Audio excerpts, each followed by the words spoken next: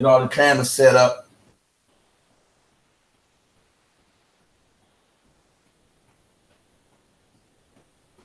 Think I'm gonna go a little early. Think I'm gonna go a little early. Let these cameras get all set up for Judge Joe calls on in. So give me a minute. Let me get these cameras set up. Woo! 1 2 1 2. 1 2 1 2.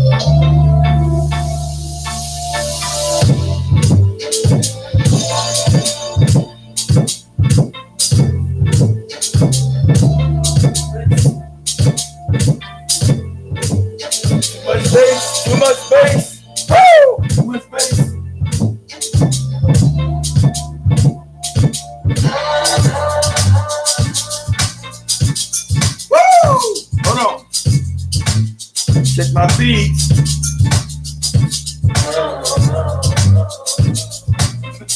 Be back on YouTube because they don't know. They don't know I got this old channel, Miss Jones. They don't know I got this old channel. I forgot I had this old channel. Hold on.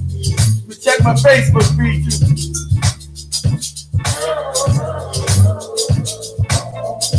Woo!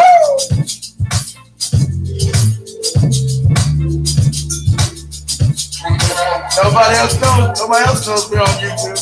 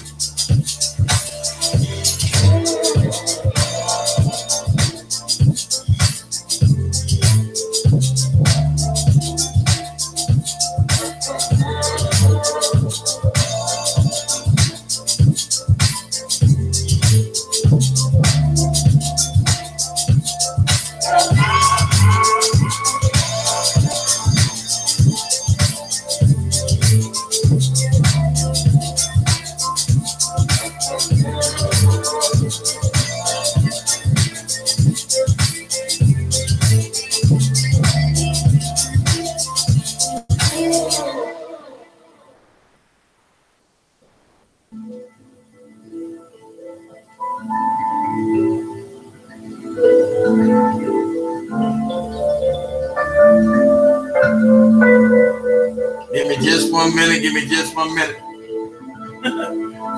Ain't number two, you guys up on that.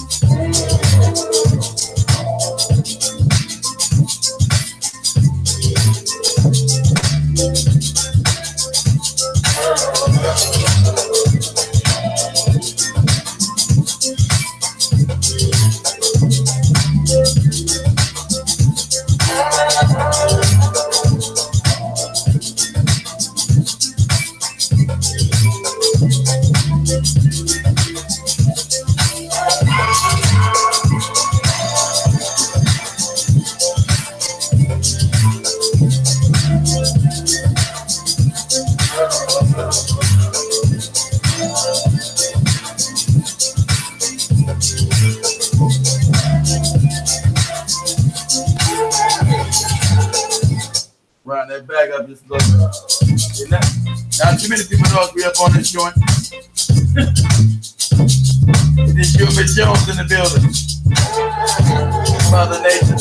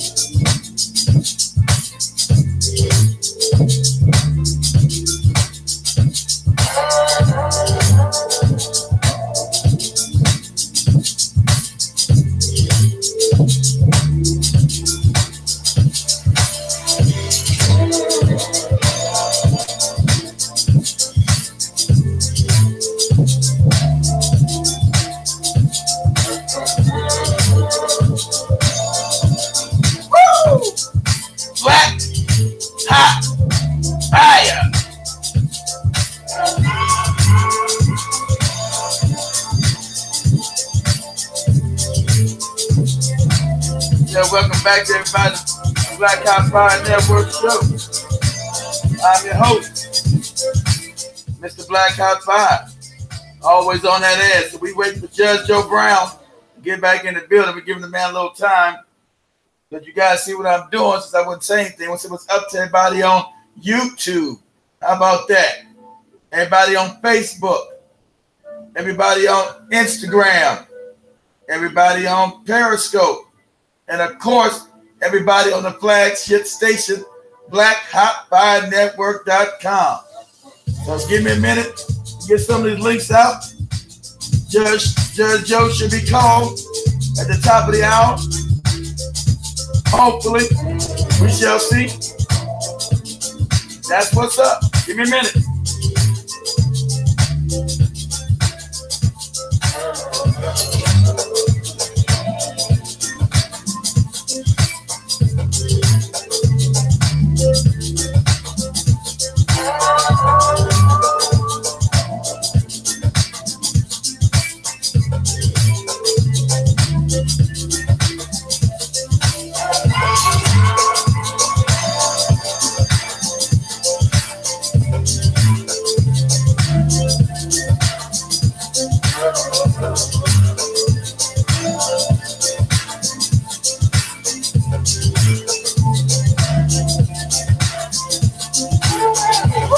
That's what's up. So,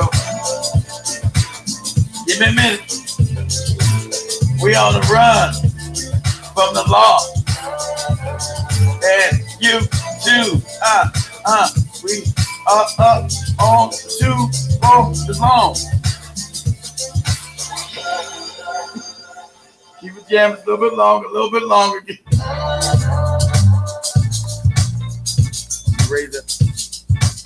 Raise that up some.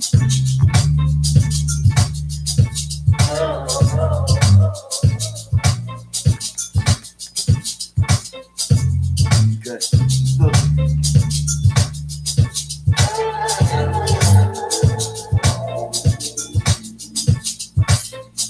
Trying to raise that up some. It's a little difference when you're dealing with YouTube and Facebook. All right, that's what's up. Amen.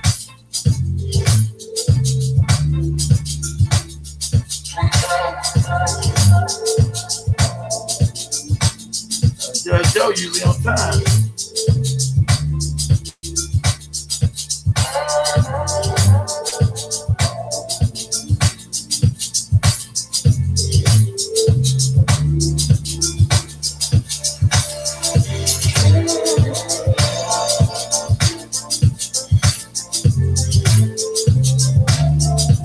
Let that thin skin music get up in you for a second. Hope Judge Joe ain't forgot about us. Usually he's on time. We'll see. What's going on, Hank?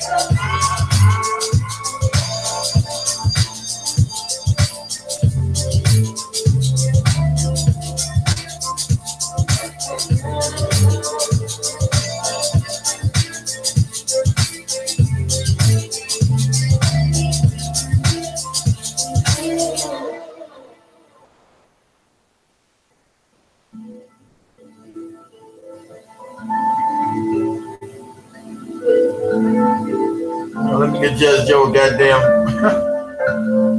Get Judge Joe a reminder. I'm waiting on him.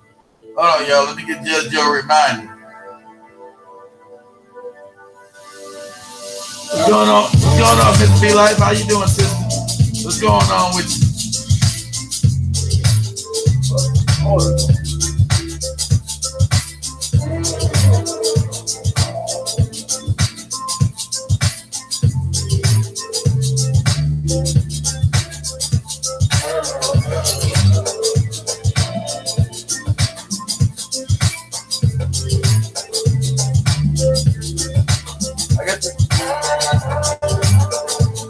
I guess we get 10 out to see what happens. We have 10 out, and I go ahead and give him a call.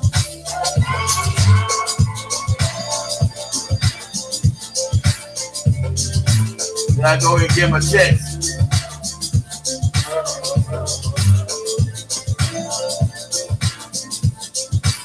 We depleted. I got hire nobody on YouTube.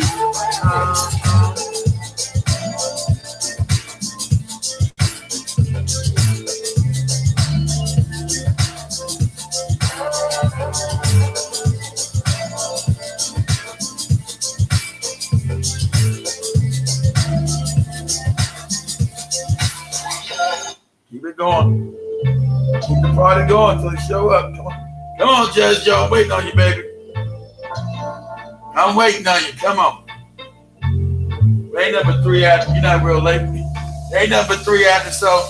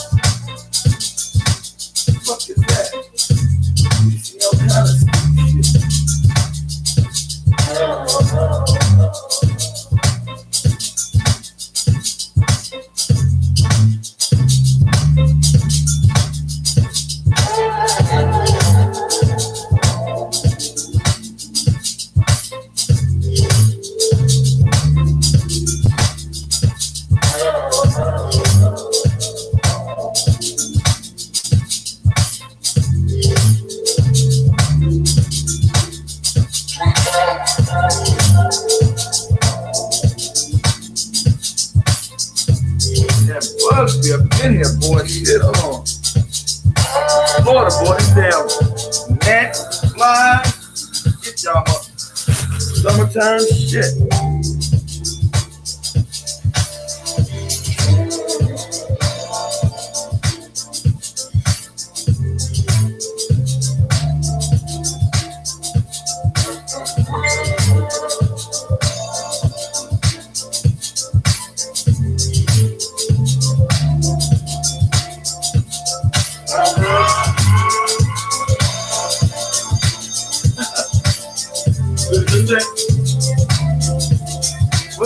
What's the name of this? It's an unknown title, Shirley. Miss Shirley Anderson is an unknown title. Sweetheart, unknown. No name. Oh, let me find what's going on with Judge Joe. Hold on, shit. With Judge Joe, hold on.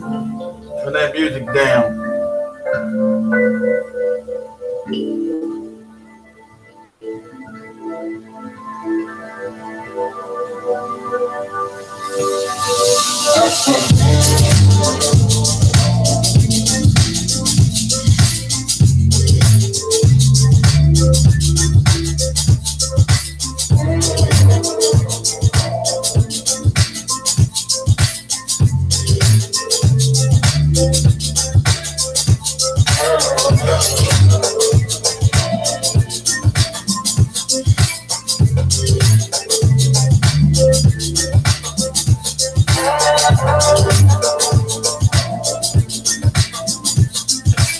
Let's see what's going on with the judge.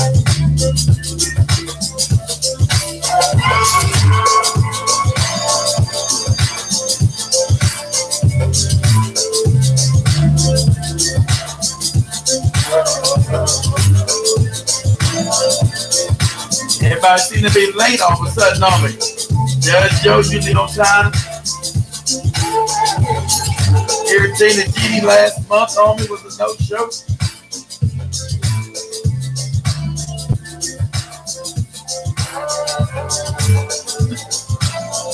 Oh, here we go. Hold on. Here we go. Good night, Judge. Good evening, Judge Joe. Is this you? Yeah, this is me. Okay. All right. Let's see, okay, make sure I turn you up a little bit in the sound. Is everything all good with you?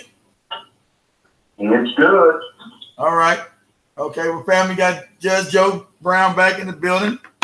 Much love here at the Black Hot Fire Network. So, let me begin. So, Judge Joe, how have you been, sir? I've been fine, man. All right, that's all good then. Okay, Judge, I want to start. I guess I'm gonna jump into this thing quickly about what do you know about Chicago? I've been there.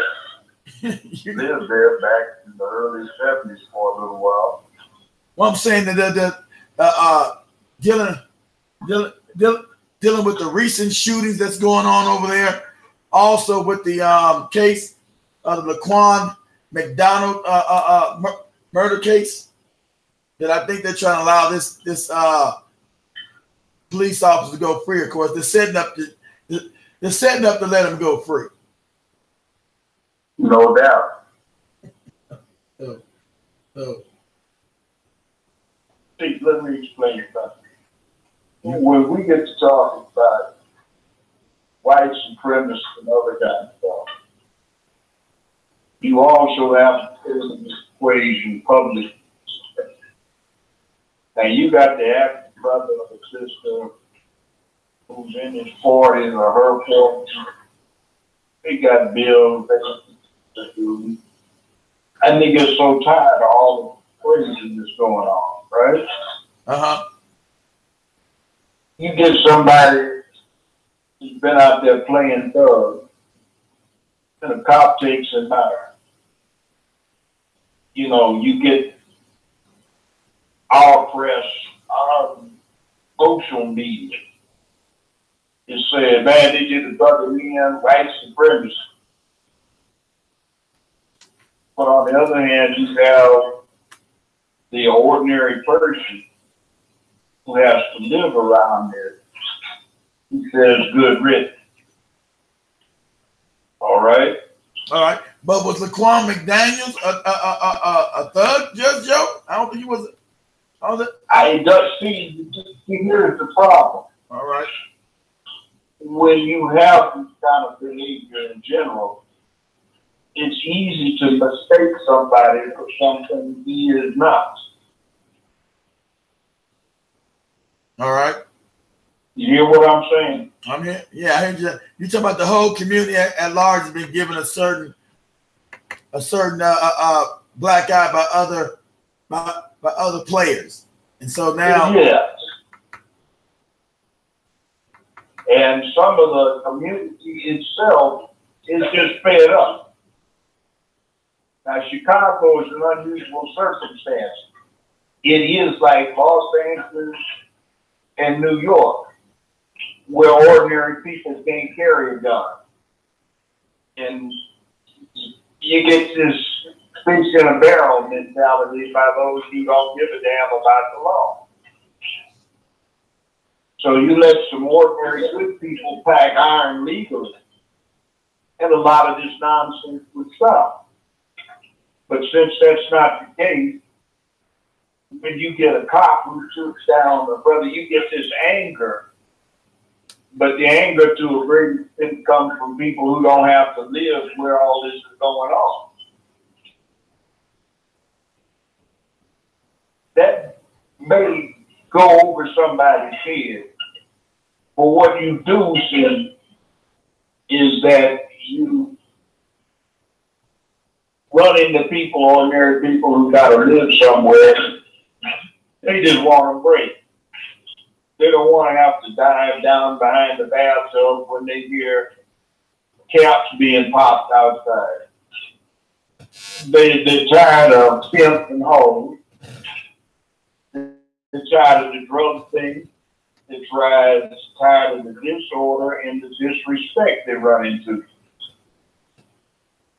So we can't get where until we start actually cleaning up our own act, then we can clean up what the police do.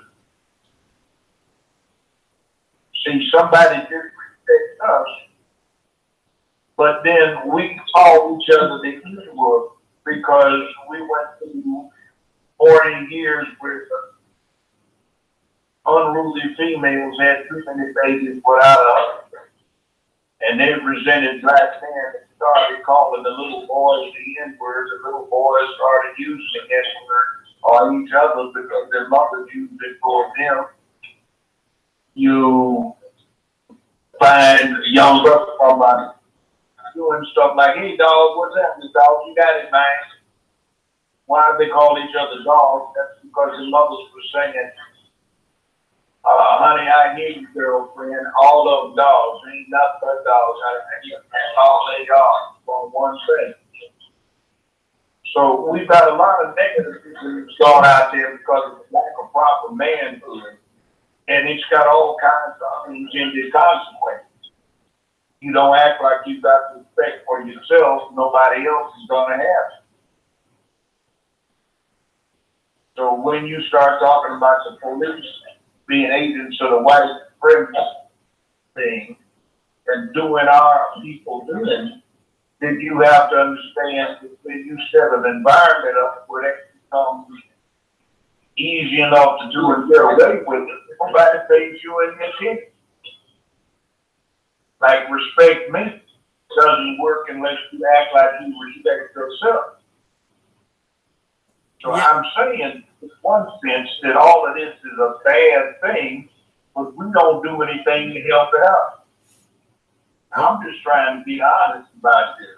Okay, I hear what you're saying, Judge Joe. We can't be. I get it. I get. You said we are culpable for some of the behavior of our people, exactly. But still, just because our people are kind of excuse the term fucked up, we don't deserve to be brutally assaulted in the streets by these damn race soldiers. The point is, we don't.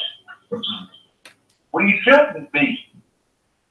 But like last weekend on a 3-day, from Friday afternoon until 5 a.m. Monday morning, 62 people got shot in Chicago. I know, but see, okay, but they have, isn't it funny? 62 people got shot, Judge Joe. 62 people. But they found no damn individuals who shot anybody.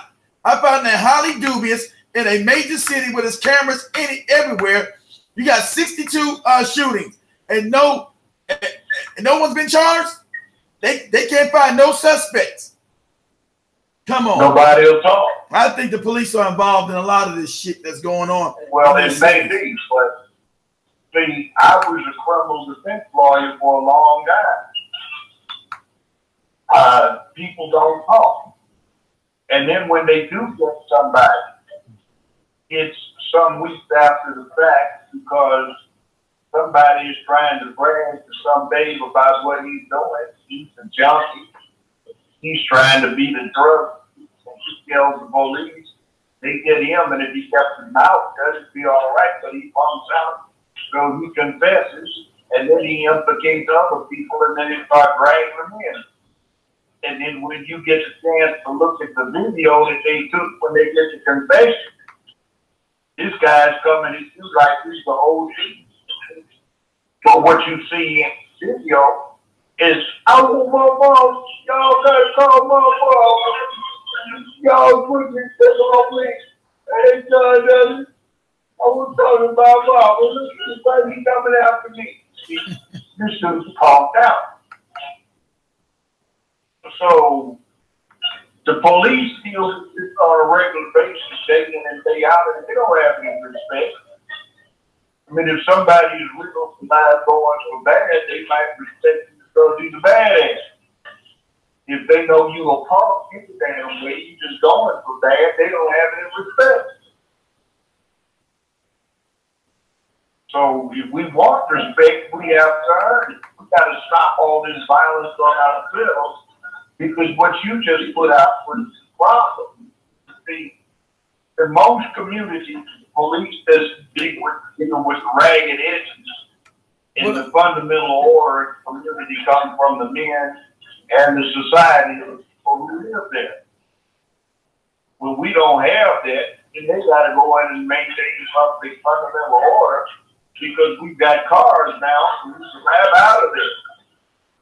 And then the people who do vote, who elect the mayors and the aldermen and everybody, pay the taxes, they pay the salary for the police, they don't want this.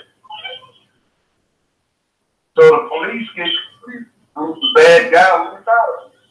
So with all the crime going on, Judge Joe, in the white community, that's never reported, white on white crime everywhere. That kind of crime doesn't happen in the white community. Why they don't get shot? That kind of crime doesn't happen in the white community. That's what they saying, but we know.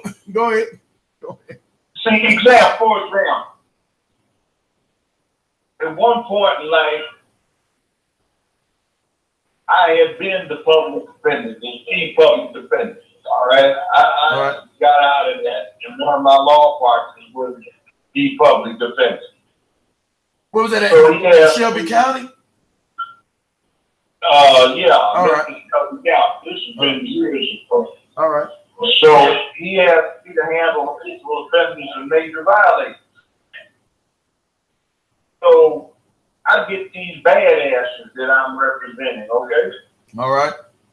I remember I wound up with a couple of white boys. They had pulled off these armed robberies, and they offered them 10 years. They said, hell no, we're not taking 10 years. You're going to get life. All right, we'll get life. So we go to trial, they get life. So I'm fixing up the appeal. They said, we don't want the appeal. I said, what? You got life too, don't it? Just, we want to waive all this so we can get up to the penitentiary. Man, for a life sentence, we ain't going to be up in there but a few weeks. So this was like 1981. All right. They waived their appeal. They went up to the big house. They broke out within 7 days. And I check every now and then. They still haven't been found? 37 years, they ain't caught us. Damn. See, now they were some real badass. What was that saying about the system? The system protects them. They didn't get protected. Hell, they didn't get protected. They protect on the outside. These fools were real hardcore. These were stone cold killers. That's what they did for a living. And the armed robberies they pulled off were just front off of some killings that they were pulling off.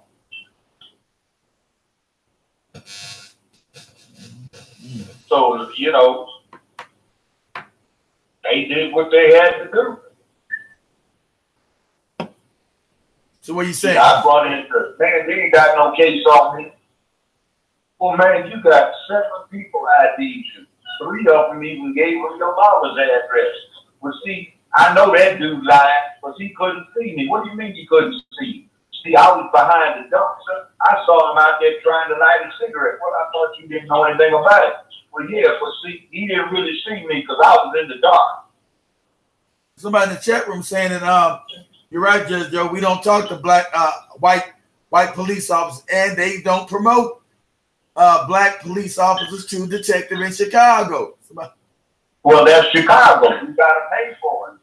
I interviewed a guy 3-4 years ago. You got to pay for it. For a radio show up there, and they shot this guy's truck 111 times, 16 cops, and he got shot 23 times. And that's by his fellow cops, so he was trying to cut down corruption.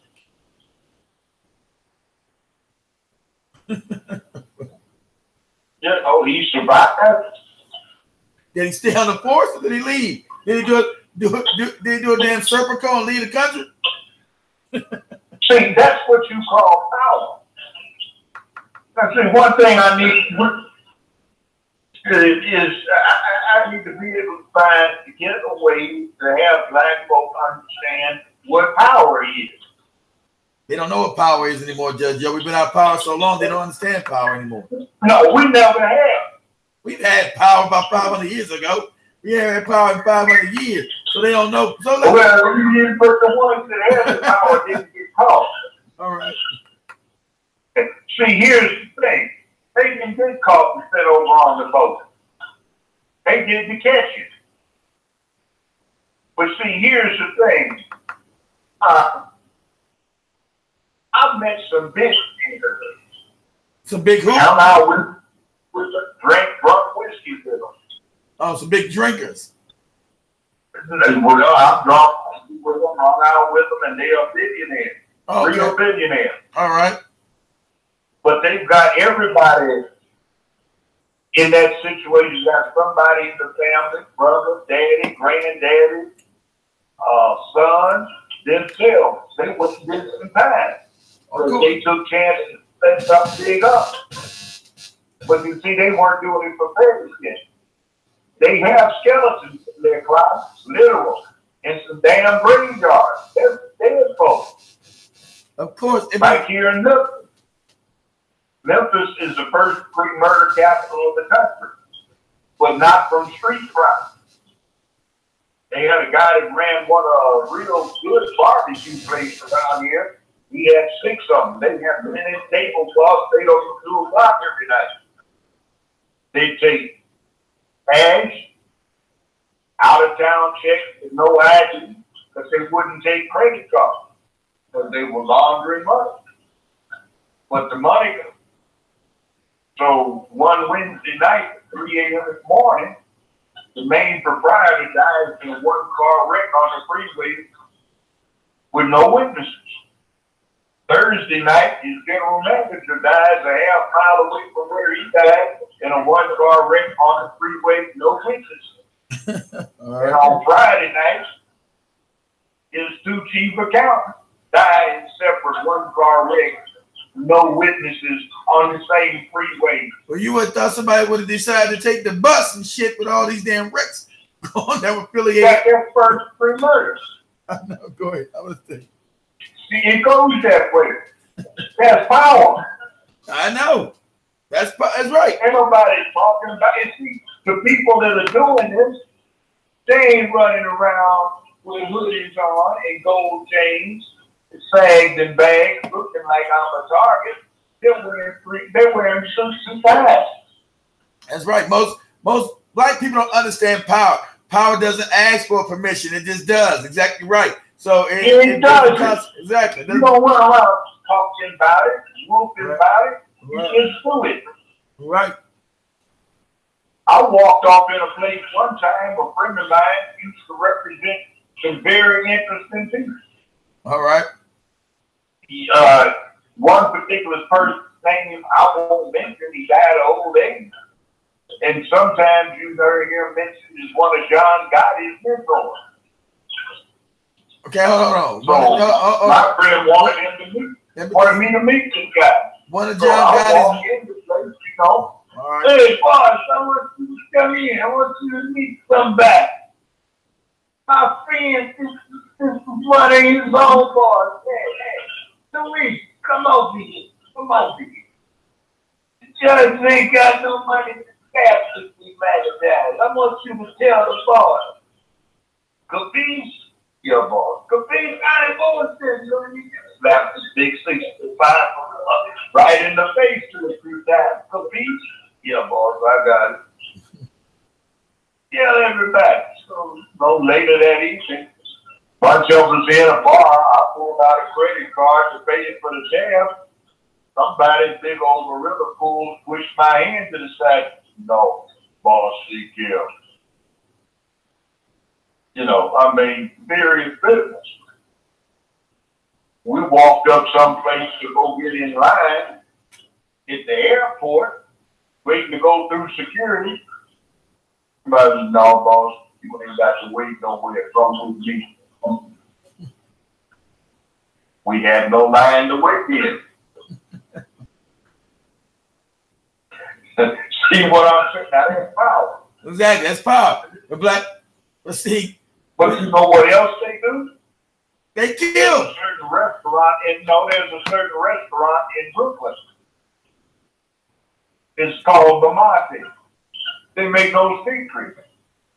They say they've been in business 123 years. They get their fish before the fish market, meat before the meat market.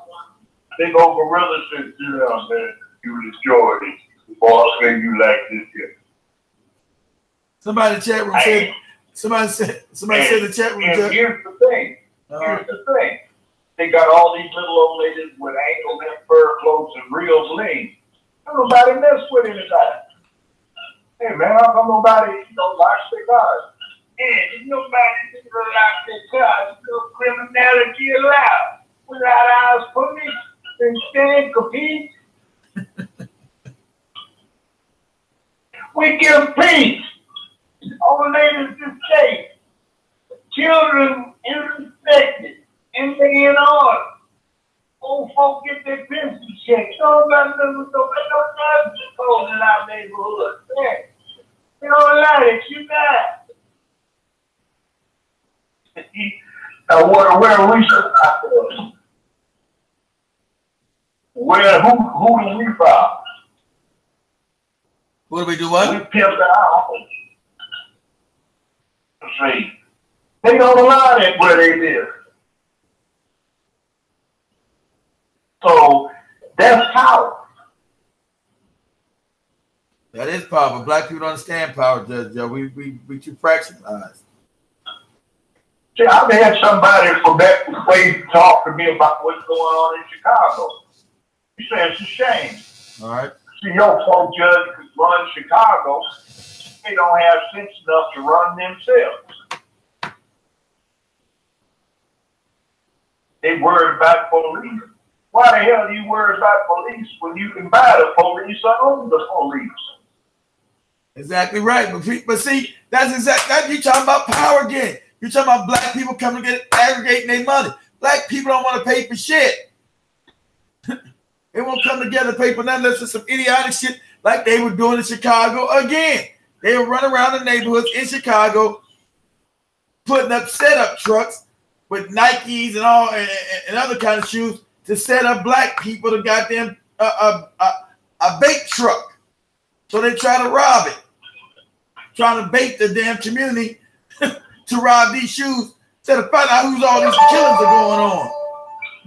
Exactly. See, what I'm trying to say is white folk have been a problem for us. Well, right now, we're our own biggest problem. I know we are our own big. I think we are a problem. We ain't our own biggest problem. We're our own biggest problem. I agree with that, Judge Joe. Let me tell you why. All right, I'm listening to you. In 30 years, white folk will no longer be a majority in this country. Of course not. Now, that being the case, what are we doing to set this up? Okay, the new way to do crime is computers, cyber, technology, stuff, science, technology, engineering, and math. To acquire what you do need to work a big time game is free of charge. All it does is require time paying attention to that rather than time standing around hanging on the corner. So do we do that? No. There's some ignorant suckers run around on no crap. And talking about what we can't do because white folk on.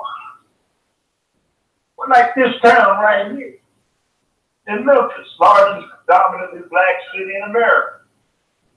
And they've got white mayor, they've got white chief of police, well, not white chief of police, white mayor, all of the white commissioners, everything else they've got. And black folk, well, let me put it this way.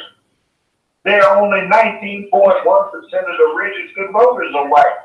And they run everything. So are we just putting out there, Judge Joe, that black people are stupid?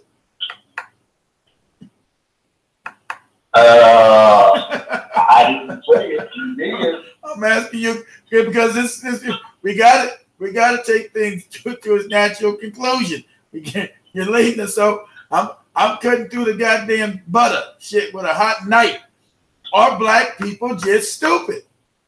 Exactly. We don't get it together. Let me walk into it. And let's look at the start of it.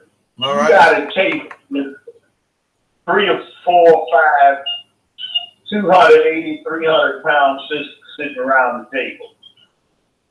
They bring their children, and they ought to be cooking for them at home, but they're too damn lazy. and the kids don't have any home training, and they're running around acting crazy all in the restaurant. There is sitting in the back. They allow you to get all of their conversation. They're trying to share with the whole restaurant, and doesn't anybody in there want to hear that? So you look at these kids, some of whom are boys that these helpers have got, and they don't have a chance. Of course not, but we. So in 10, 12 years, they're gonna be jacking up the community. Of course, but we said, where did this begin? I said it began with that civil rights shit. Well, let me put it this way. See, I actually had to put up with that. It wasn't so much that it was a matter of integration. All right. It was called segregation. See, it was colored only water fountain, and the white folk could use whatever wild water fountain they felt like using. See, it was colored only in thought, but it just said colored. And then the other one said white only, but whites could use the color. Of course. The white only bathroom, but whites could use colored bathrooms if the white one was full. So you're trying to say we want equal access to the resources. Yeah, exactly. It didn't have to be integration. Exactly. See, 1966, talking about Chicago, UCLA had just started a BSU. I got sent to Chicago with others and delegates, you know, to help out Bernie Sanders.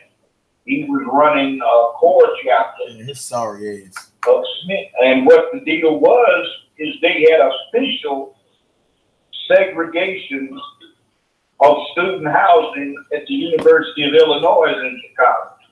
Mm-hmm. Now that means your tax dollars, if you lived in Chicago, if you were black, being paid for a university, and if you were black, you couldn't live. But in one broke down dorm. That's why I said your taxes were being allocated against you. It was all and that's exactly. what that sorry ass NAACP. We didn't want to integrate. We wanted equal access to allocation of our resources. That's what you got.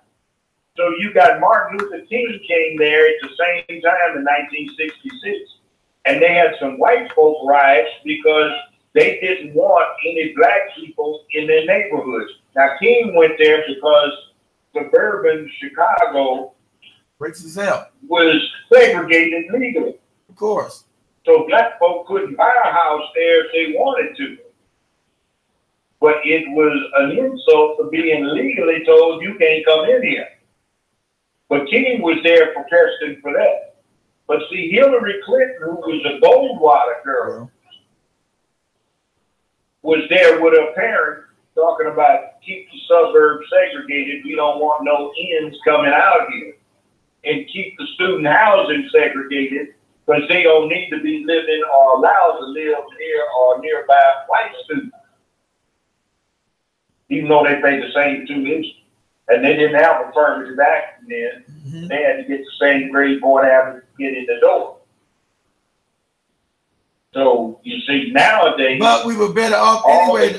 But we love some Hillary's ass. Exactly, but we were better off. It don't make a bit of different treatment. The Democrats are. You weren't better off. We were when you weren't allowed to do something. No, I'm saying we were better. I'm saying we were better off because we owned everything. Like Inglewood, California, which is a suburb of Los Angeles. I know just Joe. Okay. Born and raised. Inglewood is the hood. Yes, it is. But in 1960 something, if you were black, you couldn't be in Inglewood without a written pass from somebody white that you worked for. Police would jack you up. You be out there after dark and see what happened to me. And you didn't look like you were just passing through on the way to a job. That was called de facto segregation.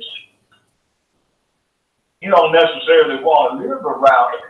But on the other hand, maybe you make a little money and you living in a black neighborhood, but that was trying to be a good role model. But that was on purpose, Joe. That was on purpose to put us back on plan, to get us back on the plantation, this goddamn integration shit. Now they get our labor, they get our intelligence, and we get nothing but drain out of the community. And hold on. I tried this. Yeah, go ahead. I was a judge, but I lived in the black neighborhood. But after I've been burglarized 5 times, and I was sitting there furiously contemplating how I could manage to shoot somebody, you know, I just said, you know what? I don't have to do this anymore. You don't. But crime is a thing of degradation. So I just said I will stay here anyway. And then after I actually put a pistol on somebody because I caught him, and I was about to pull the trigger, and I said, no, don't do this. I said, I'm going to have to get out of here. Mm-hmm. So I went to another community.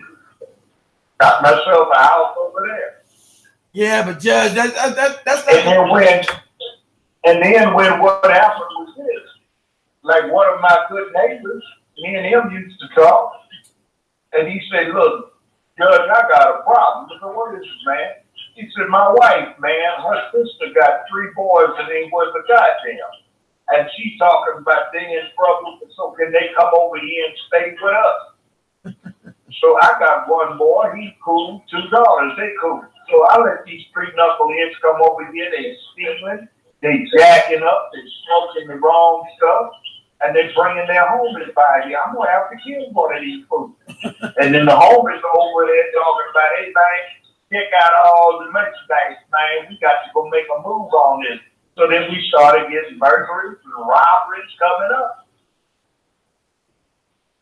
So the brother over there said, man, I didn't do what I do just to get to have to put up with this anymore. So he moved out. I moved out. Sold the house. He sold it. And he will not let his wife have her nephews come over there. He took a baseball bat and ran one of them up out of there who came to visit. Because he said, I'm just tired of it. I'm too old. See, and it's this thing about it. You got men who would impose order like him, but for every man like him, you've got 7 households where there's no man in it. And they're out of control. They don't know what to do with their boys. And the boys become part of somebody's posse. And everything goes to hell. Yeah. So see, a lot of this integration is integration. It says it's better over there. I can afford it. Do I want to live directly in this hell? Or do I want to come back and help the hell not be hell? But I can't stand living here anymore. See, all the rap songs that talk all the smack and run the verbal games, they don't live down in the hood. They talk about it, but that is not where they live. So because it used to be that way. Because exactly. I remember when because the hood is it's economically deprived. Black people don't. It is certainly economically deprived. Exactly. So and then and now you got no men in the house. So now you got misdirected youth growing up to be misdirected men. But go ahead, Judge Joe. Exactly. Exactly. And see, the other thing is, it's not that black folks don't know how to be merchants and run businesses. Go take a trip to Jamaica now. You go to Jamaica now. You come down there, anybody got 2 jobs. I got Jamaicans. Jamaicans don't run. But that's still not true either in Jamaica, Judge Joe, because the Chinese are coming in and now they're displacing the damn Jamaicans on their own. They're not displacing anybody. I've been down there and watched the Chinese. I've been down there. The Chinese are bringing in money and they're investing. Bringing what money? And they're teaching people stuff. They're not teaching nobody shit. What they want to do is rule the world. So they're not teaching nobody. They're not teaching nobody shit, and especially now. Oh, they are. I've been down there. I was trying to get some folks. I was down there trying to do stuff out in Kingston. I'm doing a radio thing, television thing every morning for 8 days in a row, trying to get people to start doing the right thing. I'm running into the Chinese. They're showing people how to run businesses. They're sitting there trying to get people off in the math and engineering, and they are not charging anybody to put this inferior development. I'm looking at a thing down in the Bahamas. The Bahamas are really screwed up. The Chinese are building a harbor improvement, and the Bahamian government, the prime minister's got 120 license plates to be used for chauffeuring or limo or taxi business. You can't operate a limo or a taxi business without one of these plates. They have replaced plates, but they issue no brand new ones since 1972. This guy got them all from there, and he rents them out at $40,000 a year. And they wanted to say build up in Bathurst in Freeport, so they wanted to build the bridge better. So they got a routine where Atlantis doesn't pay a dime, and tourists don't pay a dime. The Bahamians got to pay for that bridge renovations, and they get charged a toll to go across the damn thing. See, that's just wrong. They got their attorney general tied up dealing with power business from the United States, where they allow trust funds in perpetuity. The island attorney general is telling me that he's got a problem because he spends all the other time worried about protecting American investors from the American government. But island people can't deposit in their own banks. They got to go to Switzerland to make a deposit in a Bahamian bank. Yeah, because that's called white supremacy, Judge. How about that? That's called power. Exactly. But you know who else has got big money down there? It's still the white. It ain't white folks, it's the Haitians. Haitians ain't got no damn money. Oh, hell they don't. Some of them do. Yeah, it's one of the things you'll find, like you go to Barbados. They got a little Haitian colony of illegal Haitian immigrants. They work. The Barbadians won't work. You go there, come in and you go to a place to stay, and you come out, and like, hey man, why haven't you taken my bags out? You might be hot out here, man. You spit, you take your bag out. You take your bag out, live on that, and you take it to the room. Hell, fool, I'm paying you. Take it. So you're trying to say the Haitians don't even work. So the Haitians working on somebody else's island, but they don't work on their own goddamn island? Yeah, they left the place because they tired of it. In 1923, the U.S. Marine Corps went in and occupied it. They deliberately made all of the Marines from Alabama, Georgia, and Mississippi. And they screwed that place up. I know, exactly. They haven't recovered since. And that was on purpose, Zach. And it wasn't even 1920. Yes, they did. Yes, they did. Yes, they did what? Yes, they did. What, recover? What you see, the problem is that there's a lot of money to be made. We don't know how to make it. There is a lot of money to be made, but we don't take the freebie course on how to make it. It doesn't cost anything to go to a public school, but we won't go. I'm talking about Haiti. You went to Haiti. We talking about Haiti. They put puppets in Haiti. That was, hold on. Smedley Butler and then went into Haiti with the Marine Corps when he wrote the book Wars of Racket. They went in to steal the resource out of Haiti, and then also put up these puppies. The Steed family, the Papa Doc and Baby Doc, were in goddamn that line of goddamn dictators were in goddamn charge of Haiti. Papa Doc was one big part, and so was his son, who was also gay, in a vicious gay family. I don't care if he's gay or not. I know they has destroyed Haiti. The U.S. government has not let Haiti. Haiti's been fucked up by white people. destroyed by the white supremacists. It got it the wrong way. But remember, Toussaint Louverture led a revolution to get free from slavery on their own. Didn't anybody out there emancipate? No. But they have some problems. They had problems because they had the goddamn no good mulattoes. The mulattoes came in and killed Dessalines and took over the country. They right back to the same white people. That's what happened. Listen to me. Go ahead. I know that, but listen to me. If you were alive on the planet Earth, you have adversity. If you were in the 20th century, if you were French, you had to deal with the Germans trying to jack your shit up. If you were a German, you had to deal with the French trying to put a boot on your neck. If you were English, you were trying to jack everybody over. Everybody was trying to jack you. You got black folk got jacked around, but some of them did something else and they wound up getting free. You were an Indian, but they had the Rajahs who had more money than the Queen did or the King did. So everybody had somebody going against them. It ain't nothing new. But you see, you have to be able to transcend that and say, screw this. I'm going to get my shit together, and I'm tired of getting put down like this.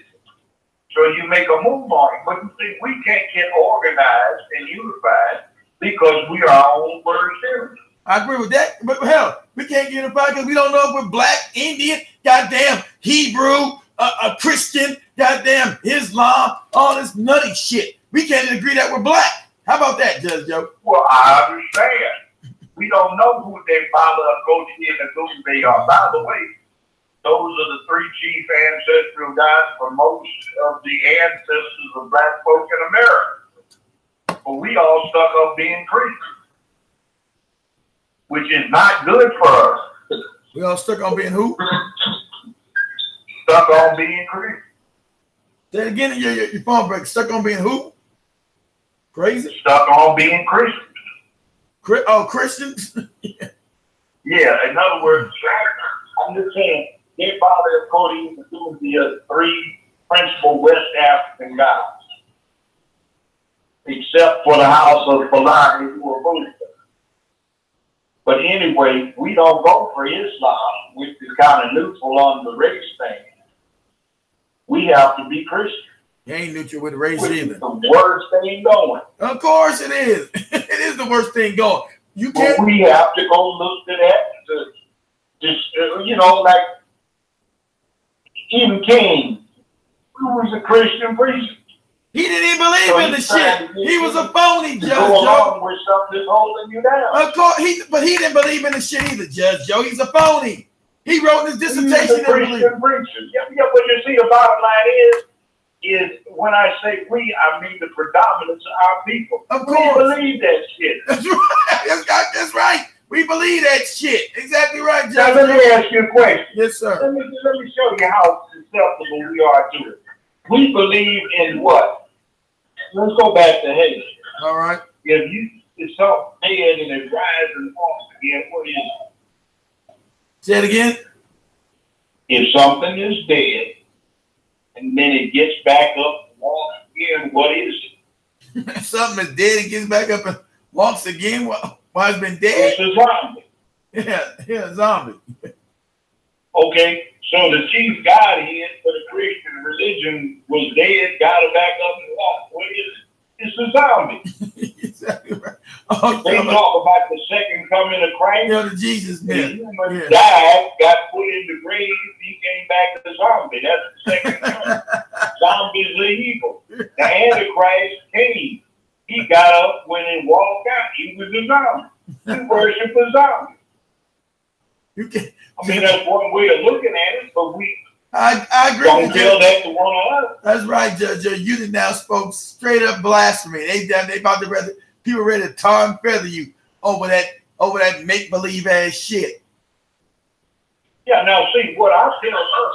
See, my point is not excusing white supremacy, but my point is don't focus on what you may say they are responsible for to the extent that we don't have time to plot on what we're going to do to get our own shit together. Now, I agree with that 100%.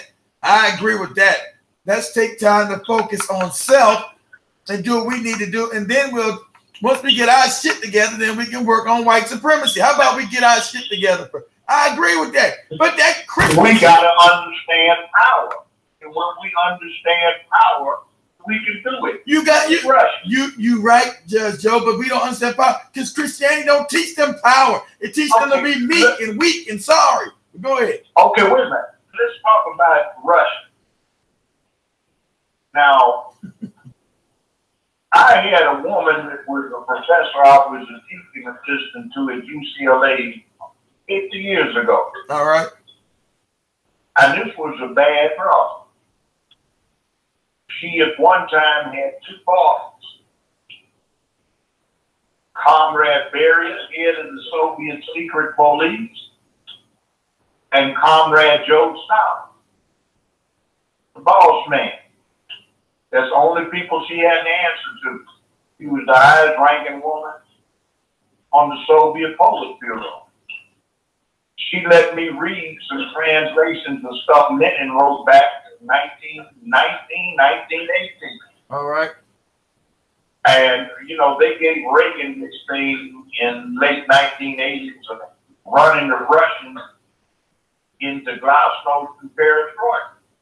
I read something in 1967 she gave me where those very words, perestroika and glasnost, were going to be what happened in the last decade of the 20th century.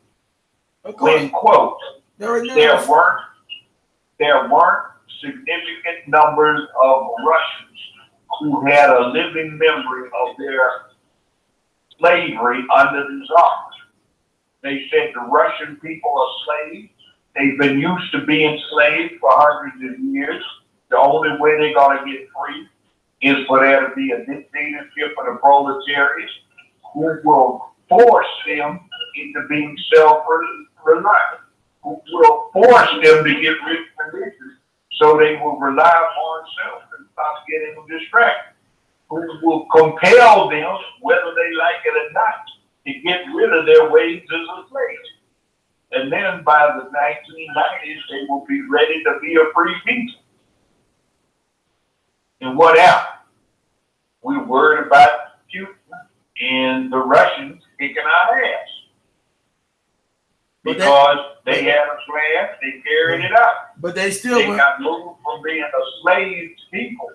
They went back to a free people. They went back into religion. So they brought that shit back wholesale. Yeah, they jumped back in it, but there's too many of them now that have a habit of not being about that. All right.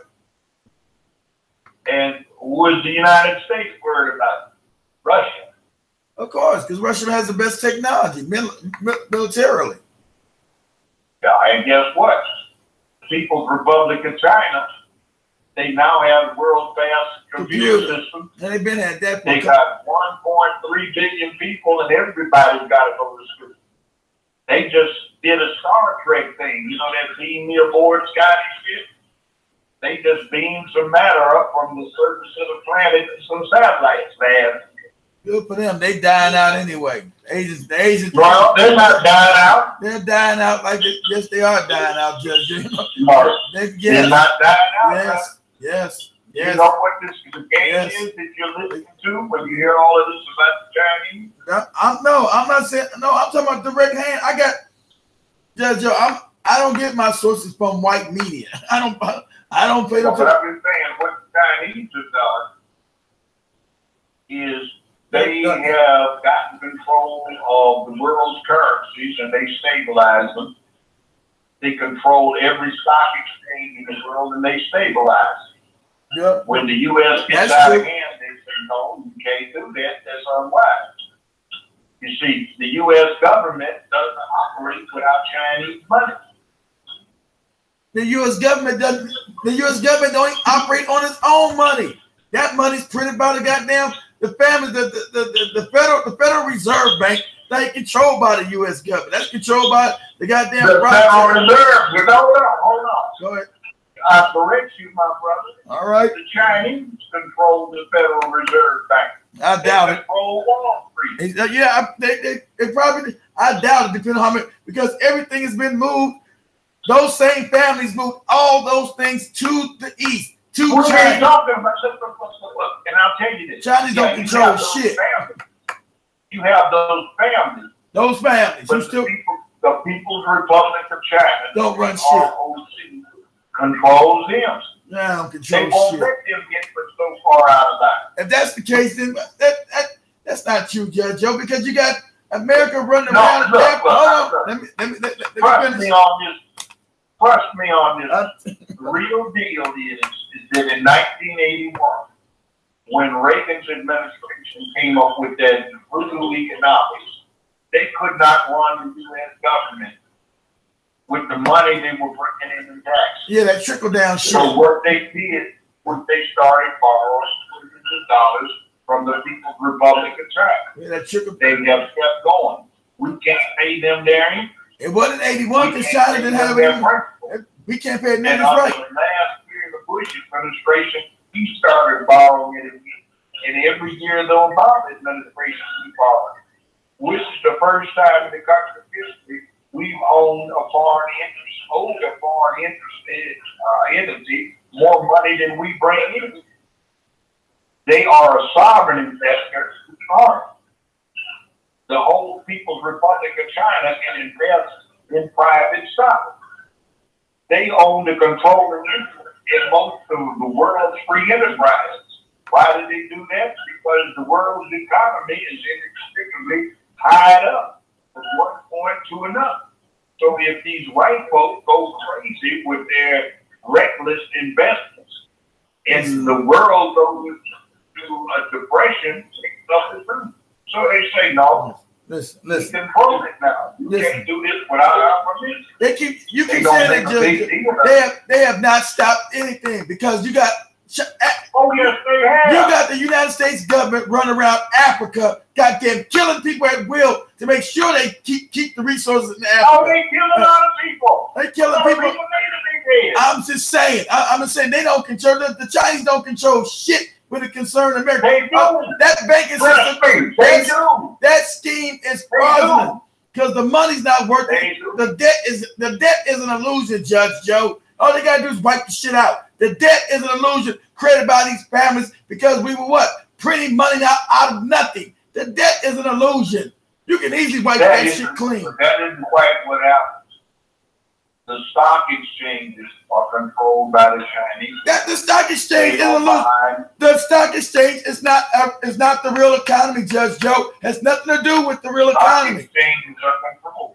They control the U.S. currency. They have more dollars. Of course, they're than we do. They sold all the dollars back because they're trying to get rid of their dollars. They control because the dollars are worthless. All right, they control the yen. They control the euro dollar. Okay, you say so. That's what most people don't realize. If you really want to understand how the worldwide economy works, I know how it works. What had happened is that free enterprise is given leeway to do certain things. But the Chinese rein it in every now and then when it gets out of control. They could never rein it in because you're talking about 81. 81 China was broke. Didn't have any damn industry. They aren't broke. Right, let me finish. They're not broke now. 81, they didn't have any industry. So we couldn't. Those industries that you talk about made money, those were Americans taking the industry, going to China to make China rich. Okay? That's how China got rich. When you have a government, they built the infrastructure. Hold on. When you have a government that runs it, it'll always get on top when it's dealing with capitalism. Of course. I'm both system capitalism. See, the People's Republic of China, hold on, brothers. They have a plan. And they stick to it. And they will stick to it for 50 years at a time. And they've got old men who know very well what they're doing and got a lot of practice at it, doing what needs to be done. We have a memory collectively of about 2 years. We don't know what's going on. We get priced out of going to college. Over there, if you want to go be up to your knees and that's because that's because fertilized by human shit. Okay. That's because the American economy is goddamn cannibalistic by nature. Capitalism. Wait, Judge. The point is they own a whole lot of stocks. The stocks are goddamn They worthless. own more. Look, there is no one thing. The U.S. government does not own private stocks. But the Chinese government owns private stocks. Judge Joe, the U.S. government owns most of the private stock. It's in the security. Wait, hold on, Judge Joe. It's in the Treasury Department. They've had a secret fund since the 1930s. You didn't know they've had a secret fund where they buy back all the stocks. Brother. That's a fact. Go ahead, Judge. Brother. The fact of the matter is that the People's Republic of China owns more of the world's stocks than any other country. No, they don't. I got to disagree with you. No, they don't. Who does? You have a secret government agency. Oh, there ain't no secret shit on that. These folks couldn't keep a secret. Listen, you got a secret government. It's not a secret. Urban myth. It's not a myth about this department. That's an urban myth. It's not a myth about this department in the Treasury Department that was created. I'm talking about the record. I'm not talking about the myth. I'm not talking about the myth. They bought back. They control the stuff. It's urban myth that China controls the world. That's a myth, Joe. They tell you that. China you want to believe that China doesn't control the damn world because they can't stop America even launching these goddamn wars. They stop most of what they want to get stopped. Oh. And what they don't want stopped doesn't get stopped. They can't stop. They can't even stop us in Africa. What are you talking about? Americans are trying to push the Chinese out of Africa wholesale, and that's what they're doing. They are. So tell me what the Chinese want to be in Africa. Their goddamn Americans are right now doing by force because the Africans don't want to deal with the Americans. Nobody's pushing the Chinese out of Africa. All right. They ain't nowhere but in fucking Djibouti. What you have to understand is I'm in Africa. Let me break it down. Let me break it down to you. Go ahead. Let me break it down to you. All right. What kind of cell phone do you have? You talking about I have a Korean cell phone set up by the Americans who set up the Korean government after after the Korean War. Set them up by what brand cell phone do you have? Samsung, created by the Koreans. Made in China. This was said. People's Republic of China. This was said. You got an iPhone, iPad, Mac. You got an Apple laptop made in China. Most of the stuff is made in India now. They got 78. No, not even India. Subsidiary system, but it's made in China. They've got the technology. Got the world's fastest computer. Who cares about that? Where the resources come from? Africa. You can't have Africa doesn't know what to do with it. You can't have any cell phone without the resources that come from Africa. Look, excuse me. Resources go into the matter of 1.3 billion people. That's the largest nation on the planet. What's the largest nation on the planet? They have China. They own more of the world's currencies than the entities that issue the currency own. They own more dollars than the U.S. government. And that's the case. Who cares whether they own more euro dollars than the euro unit? They don't own more yen. Okay, you're talking about the printing. Okay, if they own the goddamn American dollar, why is it still being printed out of control in Judge Joe? If they control the printing press, don't you get it? They control the American economy. They give us a little leeway to operate it, but they haul us in when we get excessive. Mm-hmm. See, when Obama, his administration came up with the economic incentives plan $781 billion to try and bail out Goldman Sachs and a lot of failing industries. The People's Republic of China backed it up by $7 trillion. It's funny how China runs the world. The Bush administration came up with a $700 billion bailout plan. The People's Republic backed it up. It's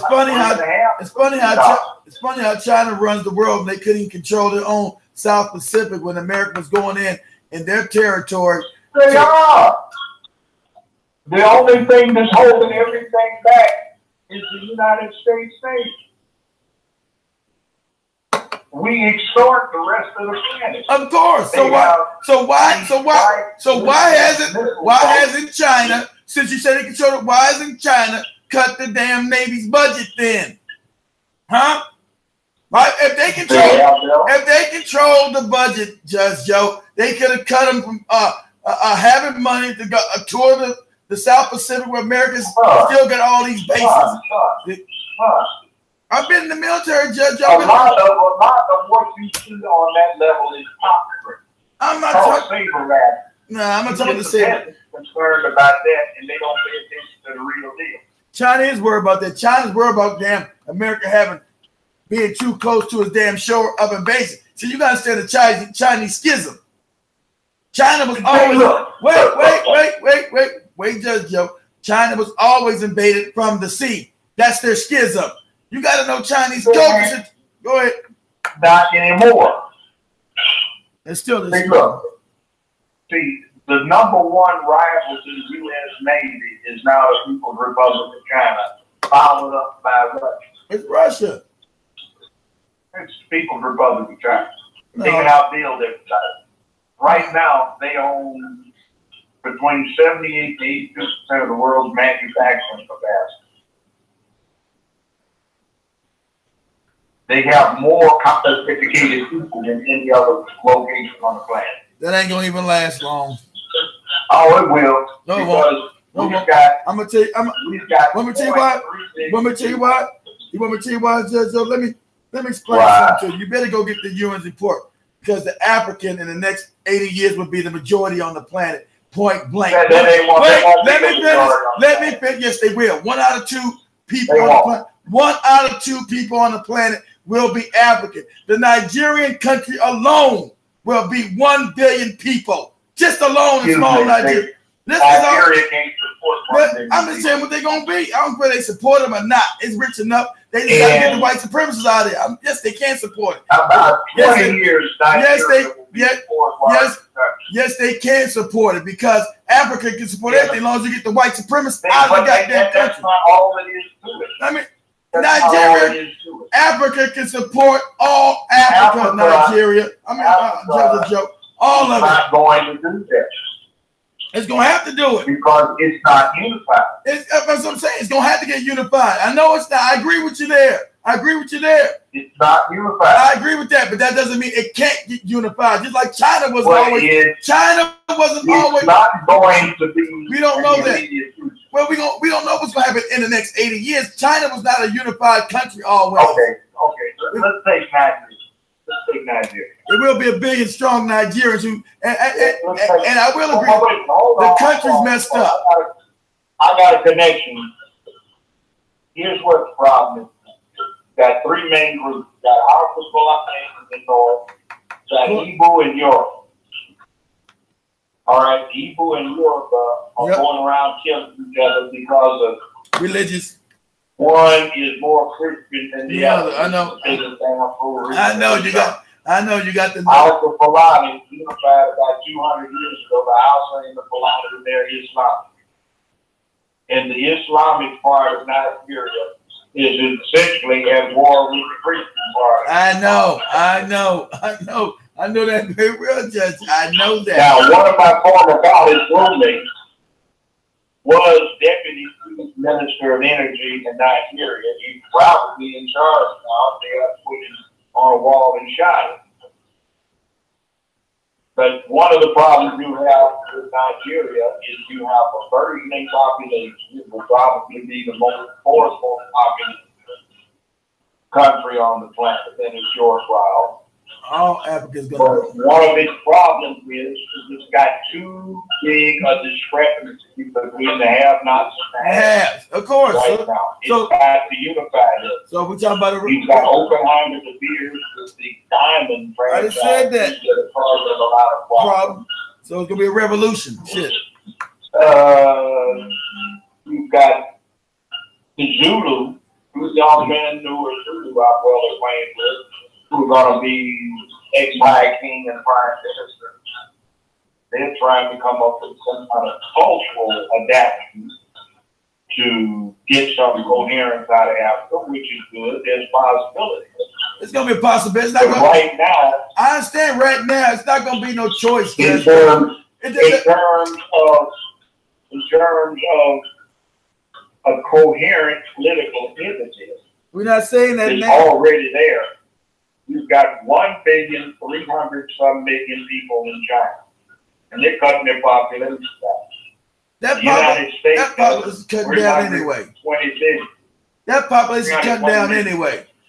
You don't know that, Judge Joe. They already in decline. The Chinese. You keep talking about Not in decline. They are in decline already and don't even Not know in it. decline. Yes, they are. They're in decline already. Don't even know it. Tell you now.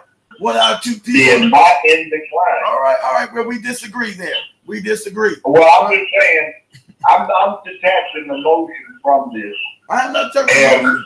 Africa aside, I'm talking about some realities in the world today.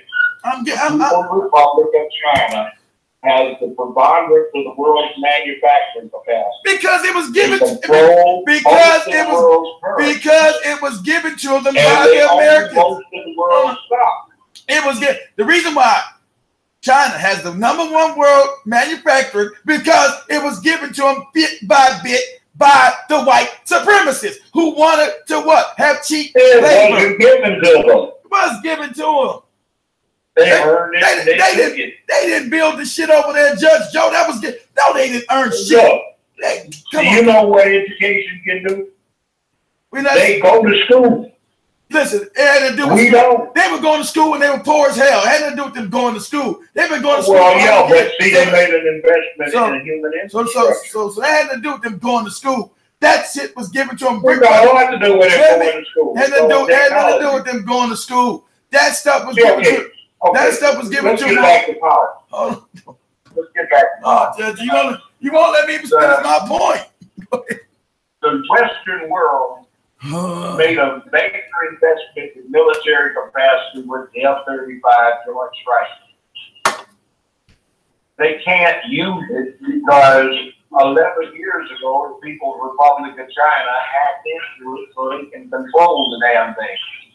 The software is strictly caught up with the nature of the hardware.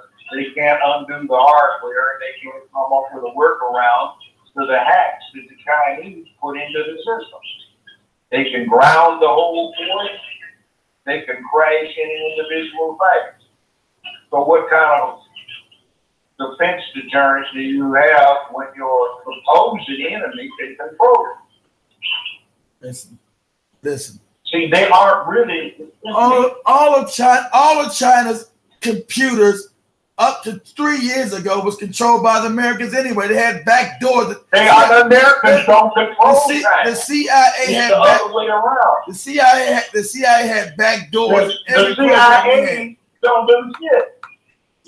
See, the bottom line is, since early 1980s, the Chinese are the early 1980s, the Chinese didn't have an economy to control anything, Judge. They had an economy. They didn't have any money. No, they had an economy. I'm making what, Judge? See, when you don't have to what they make? What they make, Judge? When you have a small number of people who can control and dictate shots. They didn't have an economy in the 1980s, Judge Joe. They didn't have an economy. They were broke. That's why communism was going under in the 1980s when they was on their last leg. They weren't broke. They weren't broke. They were broke. They weren't broke. That's why they come. That's why you had starvation. Their population. Hold on, no, population my ass. Look, You had open starvation in China, Judge Joe. This is a fact. Look, They got rid of the extra people they need to get rid of. Wait, Judge Joe. That open starvation in China, Judge Joe. They were poverty. That was deliberate. They're getting rid of excess population. Oh, excess population. Now Chinese can have 2 children per couple instead of just 1. See, you're falling for a myth. A lot of this stuff about Chinese being the enemy is bogus, so you don't know what the real deal is. I'm not talking about the race shit. Chinese are goddamn the enemy of the African people. Shit, I don't give a fuck what they do to white people. They're the enemy of the black people. They're the enemy of us. Well, they've been the enemy. They've been the enemy to us. The future of the world right now is Mandarin Chinese. That's the language. Not for long. Not for long. Now, what's the alternative? You seem to think that all of Africa is backwards, and it's not. You got a lot of. It's not all backwards. It's got problems because it's not. Because all these damn dumb. What African country? Let me finish. Let me finish. What African country has a navy? You gonna let me finish? Huh? Has a navy? What African country has a navy? Damn, a navy. China just got a navy. China didn't have no navy for years. It was actually deep. But China did have an ancient navy. What African country has an air force? I don't care nothing about that shit, Judge Joe. What African country has an effective modern army? Who cares about the army right now, Judge Joe? Well, then if you don't have an army, navy, air force, you have no power. We talk. Okay, I'm understanding that. Forget the military right now. I'm talking about built and intellectual. Intellectual. What intellectual? Wait, let me finish. You got 1.3 billion You let me finish, Judge Joe. You let me finish. Have a higher level of education. I'm talking about you got to have it. Let's start. Forget about the military. Start with intellectual. Okay, let's go intellectual. Teaching your children. They have more college educated people than any other nation on the planet. Because they. So where do you go from there? Why? Because they have more scientists. Good for them because they have more engineers. Because they have more mathematicians. Because it's more of them. I guess you got one country. Of course. With 1.3 billion. That's not hard to do. Yeah. Yes. But that's not going to last for long. Well, it'll last for a good long while. It better last. It better last another 8 years because the African will be the majority on the planet. Oh, it'll last for a lot longer than 8 years. It won't because they're dying off. Oh, how's it going to die off? They're dying off, Judge. They're talking about the population messed up right now. They're talking about their population right now. Japan, they have a plan. Japan, I don't care what kind of plan they have. It ain't going to stop the African from ruling the world. I don't care what kind of plan. Well, Africans aren't going to rule the world for a long time. Listen, they got a long way to go. I doubt it. I don't think so. You got a fragmented Africa. Exactly. You got a listen, you gonna have a billion Nigerians alone. Just in Nigeria. You don't have a billion Nigerians. You're gonna have a billion. I'm talking about 20 and the billion Nigerians are not gonna support, can't be supported with their economy. Yes, they can be supported with their economy. If they're going to go to war, listen, it's going to be an open war against white people. Get them out of Africa. So that's what I'm talking about. You got to go to war. And the Nigerian economy can support. They got multiple things in hell. They're the biggest oil producer in OPEC, but they don't get none of that money. They are. They don't get none of that. They don't get none of that money. You got they're one of the biggest countries in cement making. They don't get none of that money. They're one of the biggest producers in agriculture. Most of that money and shit goes back to England and France. All you gotta do is you have to go to war. And if black people gotta go to war, so be it. With what? With what? Yes. Whatever. But whatever. How about that, Judge? Well, whatever. Whatever guns and weapons. You trying to say no? Listen, you keep talking about how. So, where are all these white people who are dying out going to merge war against us? Tell me. So they gonna just drop bombs from the sky? What's gonna happen? How are they gonna stop? How are they gonna stop goddamn 4 billion Africans? Huh? It's not gonna be enough weaponry to stop no 4 billion Africans. period. As the UN report says, the African will come into power either peaceably, means you're going to give it up, or by conquest. This is the UN saying it. This is their document, not mine. Peaceably or by conquest. Everybody gonna be. Africans are not always gonna stay asleep, Judge Joe. Did I lose you? Oh no, I lost him. Oh my battery's dying. Hold on, y'all. Shit. I lost the judge. All my shit is dying out. Hold on.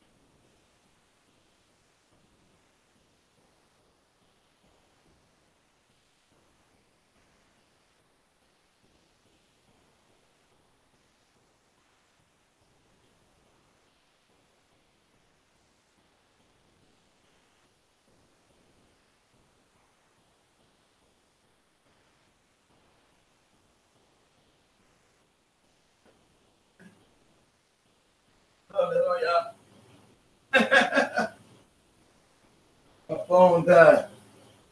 My phone died.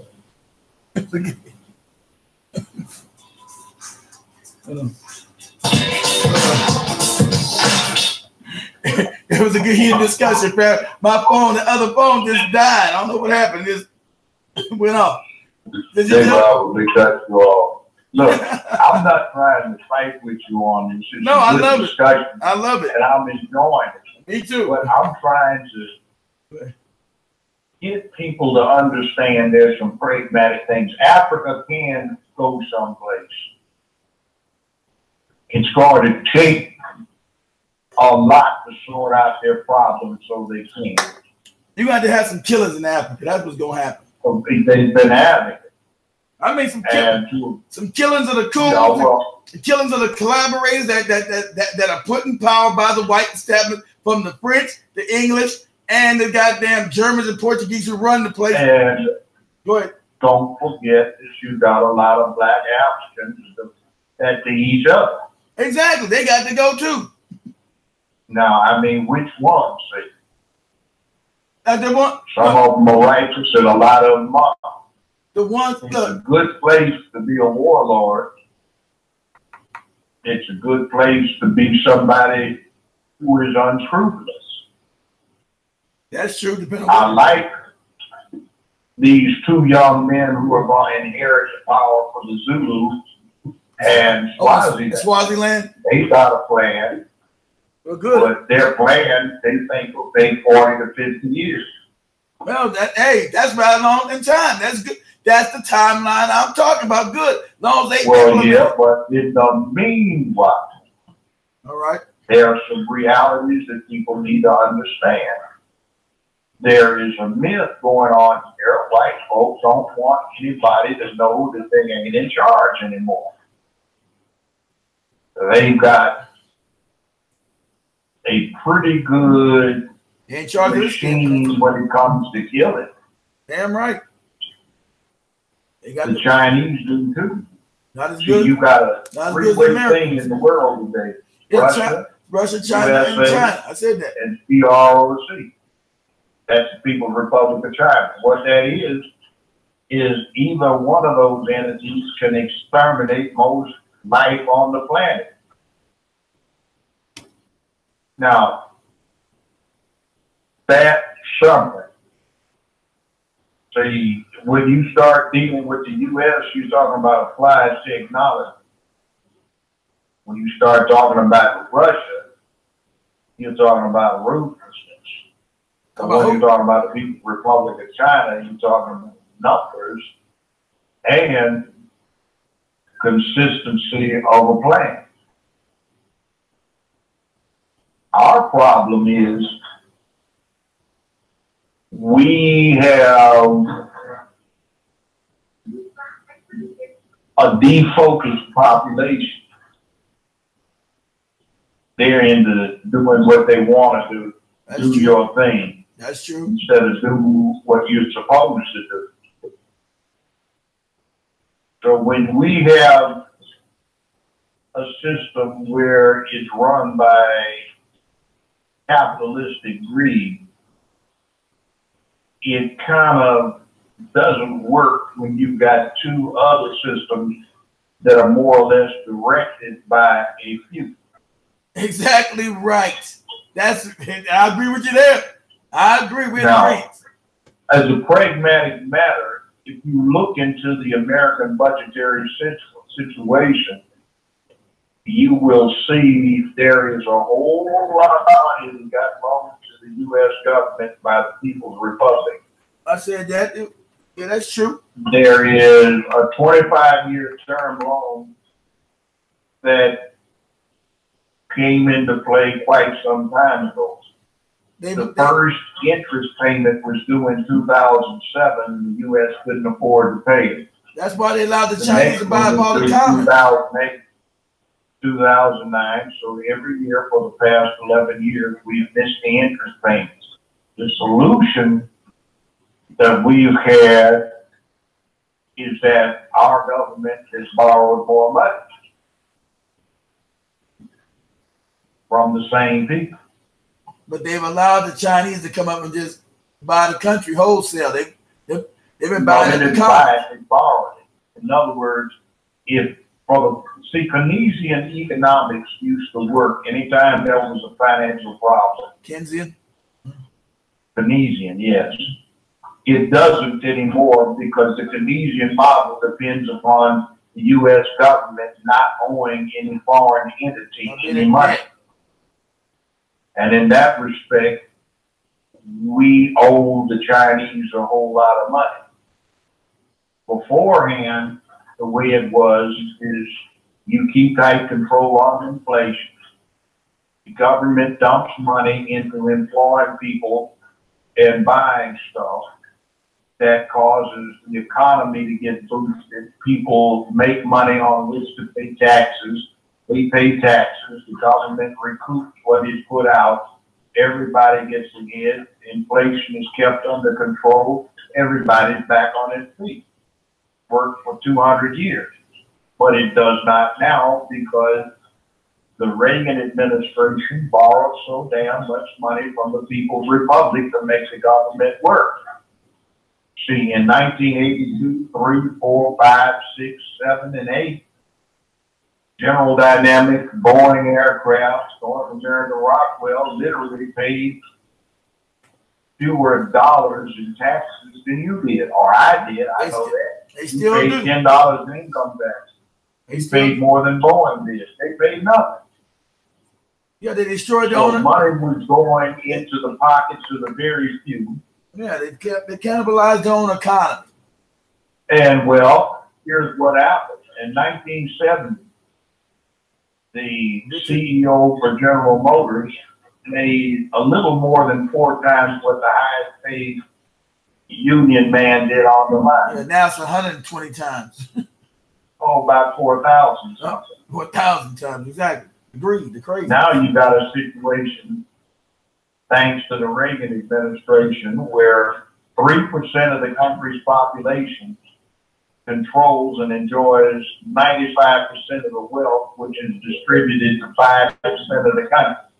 So 5% of the country get 95% of the country's earnings. Yep. And 95% of the country have to split 5% of the wealth. Doesn't work out. That's true. They cannibalized their own economy. So yes, right. I don't care about America falling. So, but you see what's happened is the People's Republic of China has been quietly investing in a lot of American business. Of course. So they may have 20% of the stock, 30%, 40% of the stock. Of course. But they've got it in most of the major industries. That's true. I know. So I agree with that. When it comes down to it, they say no. you're getting out of hand. We won't let you do this. Keep doing what you're doing, but not so expensive. So, for example, right now, General Motors sells more Buicks than in the People's Republic of China than all the rest of the world and the United States combined. You see, most electronics are designed in Japan these days, but they're made in China. You got one of these new iPhone X iPhone. If you ordered one when they're new, they was inside of mainland China before they left to get sent to the United States. They made them. They made them, but they didn't design them. The Japanese designed them. And the Japanese... Well, the Chinese made them, but when it comes to technology, here's what they did. By using the principle of quantum entanglement, they actually did the equivalent of teleport small amounts of matter from the Earth's surface to some satellites after. That's Star Wars, Star Trek. Beam me aboard, Scotty. They actually did that. We can't do that. They built the world's fastest computer system 3 years ago, and they still have it. If you don't pursue higher education, you work in a rice paddy. What does that mean? They fertilize rice paddies with human shit. So you're walking around there bare-legged, up to your knees in human shit and excrement. So they give you the choice of doing that or taking all the education you can cram into your head. And they've got 1,300,000,000 some people. So they make them those. Over here, we've got 300 million, and they're pricing it out of everybody's reach. Exactly. That's they cannibalize the system. They make college you can't afford to even get an education. Of course. So now, as a political science matter, as it's unique to science, there has been a contradiction in every single society that has ever existed until they concentrate the wealth at the top. You can't do much with it. But then here's the problem. Once you start doing something with it, then the population increases, the wealth becomes too concentrated, and it's not sufficiently distributed amongst the rest of the population, and that society falls. Most recently, that's the British Empire. That's what happened to them. Now, that's what happens to us. Yeah, that's it. You can't listen. America's going to collapse. Can't be saved because it's too rotten. The core of America's economics, political system is rotten to the core. It can't be saved. You have to tear it all the way down. Like you said, it's not quite too late. You think but one of the problems is the country has not invested in its human infrastructure. Yeah, that's why we have a problem, and it's what's happened with the criminal justice system. We have expectations that are not being met by job availability and access to financial realities. So we have a criminal justice system that controls surplus labor. When you have a racist system involved, it's worried about creating. Wait, hold on. Let me get this. Hold on. Let me get this out. When you have a fake pyramid scheme based on not merit, but based on a pyramid scheme of white at the top, black at the bottom, you don't cultivate real talent anymore. So as a society, you're always going to lose. And as a society, now they're understanding that it's too late. Too late. Go ahead. Here's the problem. It's gotten into something that looks like racism, but it's not really racism. I don't know what you're talking about, Judge Joe. That. Okay. The percentage of African Americans or blacks in the U.S. population has dropped.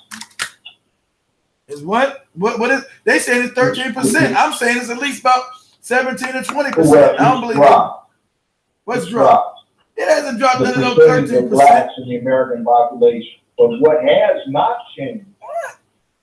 How is that because there is a great deal of interpersonal hostility and aggression amongst the various people in this population, black people have become an ideal method to vent this hostility and aggression. I call it the one block rule. From 1 block away, Chinese and Japanese, Mexicans, Native Americans, Irish, Italian, Germans, English, all look alike. Black people stand out from a block away. If you get up close to it, we've got pictures. But we have become adapted to displacing our hostility and aggression on black folks.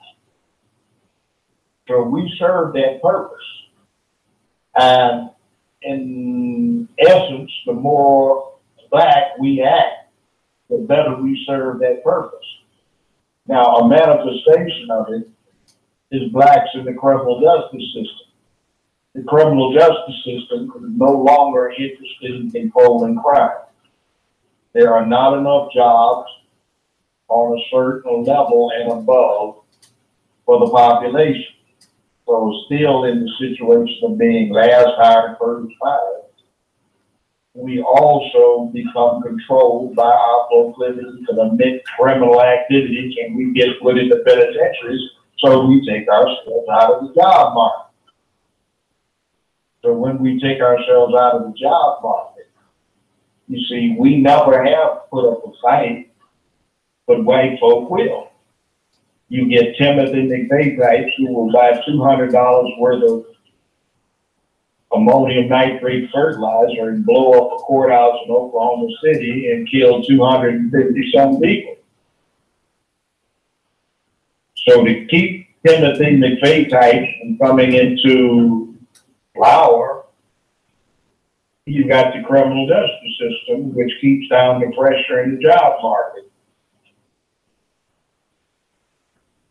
In order to exercise power in this world, you have to be up on science, technology, engineering, and math. Black people don't study that, so they have no real power. I agree with that. We do. I've always said black people need to study nothing but the sciences, math, science. That's it. I don't hear about no social studies, social science. Hell no. Math, science. Well, that's important to understand how it works, but we don't even do that. You see, you walk into a high school that's predominantly black. How many of you have an ambition to be a pro basketball player? Every kid in the room holds his hand up. And you got more in that auditorium. Because they put that in their mind and they think that's the only way out, Judge Joe. That's what the media. See, that's another thing of white supremacy that done that. Wait, let me finish. Let me finish. Here's the thing. But see, here's the thing too. Putting a Putting a damn basketball in a hole don't do shit. Putting a ball in a hole ain't shit. But that's what they see, here's the thing. See, we don't get it. This is what we don't get. 2,000 years ago, Caesar said if you want to control the mob, give them food and entertainment. Yeah. Basketball is an entertainment. It's a gladiatorial contest, just like the Romans had. Well, exactly right. So we get off into being gladiators, but we don't get off into power. Because that's what they get. That's what they promote to black people. It's not no damn. They promote that shit to black people. That now that. Okay, but wait. Go ahead. Wait a minute. Go ahead. Wait a minute.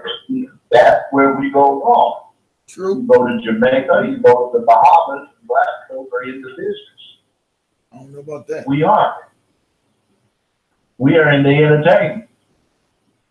You see, you get Mexicans will come over here and they will sacrifice. 15 of them will live in a 2-bedroom house. They will script, save, fast, and they're still not subject. They're still not subject to the same racism as black people. Hold on. In 25 years, They own liquor stores, gas stations, and convenience Why? stores. Because they're allowed. And now carbon Because they're allowed to own those liquor stores and gas stations. No, that's got nothing to do with it. It has everything to do with it. We can have businesses, but how are you going to have a business if you are spending several $100,000 for each of your kids to buy them some Air Jordan? All black people not buying Air Jordans, Judge Joe. No, not all, but a whole lot. I've been with people who have goddamn A1 credit, can't go down and get a bank loan to get a business started, Judge Joe. The system is designed to keep us fucked up. What You gotta be honest. What kind of business? Well, damn, I can't remember everybody. No, I'm just saying is, if you look at the big money, where's the big money made? I know some brothers doing very good. They're running truck lines. They run who? Trucking lines. Yeah, okay, trucking lines. That's all right. I'm saying. I got an ex-father-in-law sold his construction business for $45 million when he retired. And he didn't have but a second or third grade education. But they don't let you get into construction anymore because you can't get. No. He's blackmailed. I get he that. He got all these banks down in Mississippi out of his hands. He had the white unions working with him because he showed them how he could make them more money. Now, granted, that was a crazy thing. He had two other brothers who were doing the same thing, but instead of them having put it together, they were trying to get each other sent to jail. If I control the system, and I'm telling you, I got a construction business, and I'm not giving you, I'm not allowed, I'm setting up roadblocks. That's why. Look, I had a personal talk years ago with Marion Barry talking about black people wouldn't have got shit if it wasn't for the government making these rules for the construction companies in Washington, D.C. to thrive because they were blocked. This is a system. How you gonna do something when you're mayor that you're depending upon to organize the job? Depending on the mayor do what now? Mary was a junk. He had a cocaine problem. He and Chief Wise. I don't care if he had a cocaine problem or not. He hired a lot of damn black people and started black business. I don't give a damn what you do. But excuse me. But hold on. See, the name of the game is power. You've got people with power and leadership and direction. And he was in a position to direct, but he was a damn junk. Yeah. He's a piece of shit. Who? Marion Barry? Mary. Shit. Yeah. I don't give no goddamn excuse. I don't off in that coke like that. I don't give a shit about the cocaine, Judge Joe. We're talking about power. White people. Well, he couldn't use it because his mind wasn't right. He did use it right because he put more black people on than anybody. He could have done. Look. Ain't nobody else done so much more. I don't. Ain't nobody else. Ain't no other black elected official ever done shit. Tom Bradley never done shit. Come on, man. Tom Bradley never done shit for LA. Sitting all those damn years they elected that coon-ass Negro. He ain't never done shit for LA. But get old and get his ass out. Oh, well, let me give you another perspective on Bradley. See, Bradley was a cop where I grew up in LA. And he would meet with the black men in the neighborhood I was in. I'd say, look, guys, there's a problem. We can't take care of it, but you got to. We tell you where it is. And if it goes down wrong, we'll be your alibi. And that's the way he used to roll. So he and his partner would fix it up so the black men in the community could take care of the business necessary to maintain a peaceful black community and to get stuff done that needed to be done. Now, I ain't mad at him if he had appearances where he did other stuff. But, see, that was a reality people knew about. Yeah, but good for him. He still didn't do shit for black people in LA. So damn his ass. No, yes, he did. What I'm trying to tell you, he did it back when nobody was doing it. This was back in the 50s. I'm talking about him as the mayor of LA. When he was the mayor of LA. He did some. He did some things, but it wasn't loudly tooted. It wasn't thrown around. It was quiet.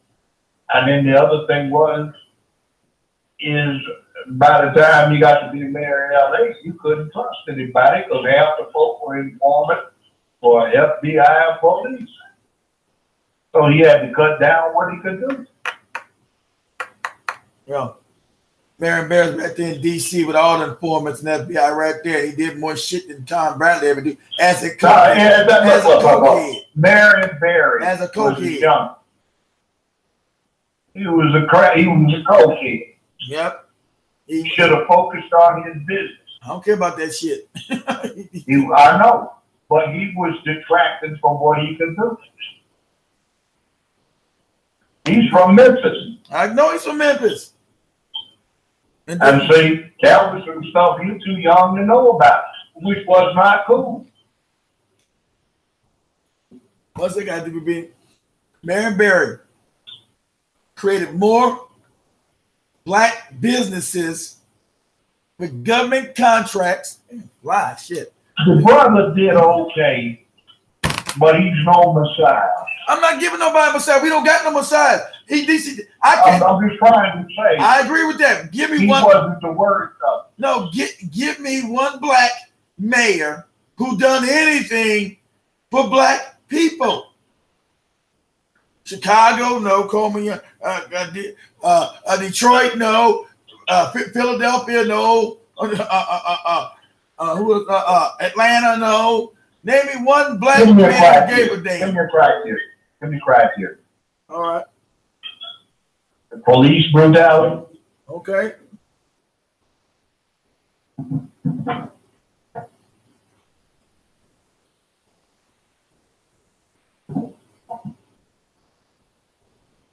And here in Memphis. Who did that? Yo, what's up, brother? W. here. Who did that? Judge Joe? Dr. Willie Harrington, 5-time black mayor in Memphis. Okay, so he just. See, let me put it this way. All right. When he got to be mayor, I can tell you how atrocious the Memphis police were.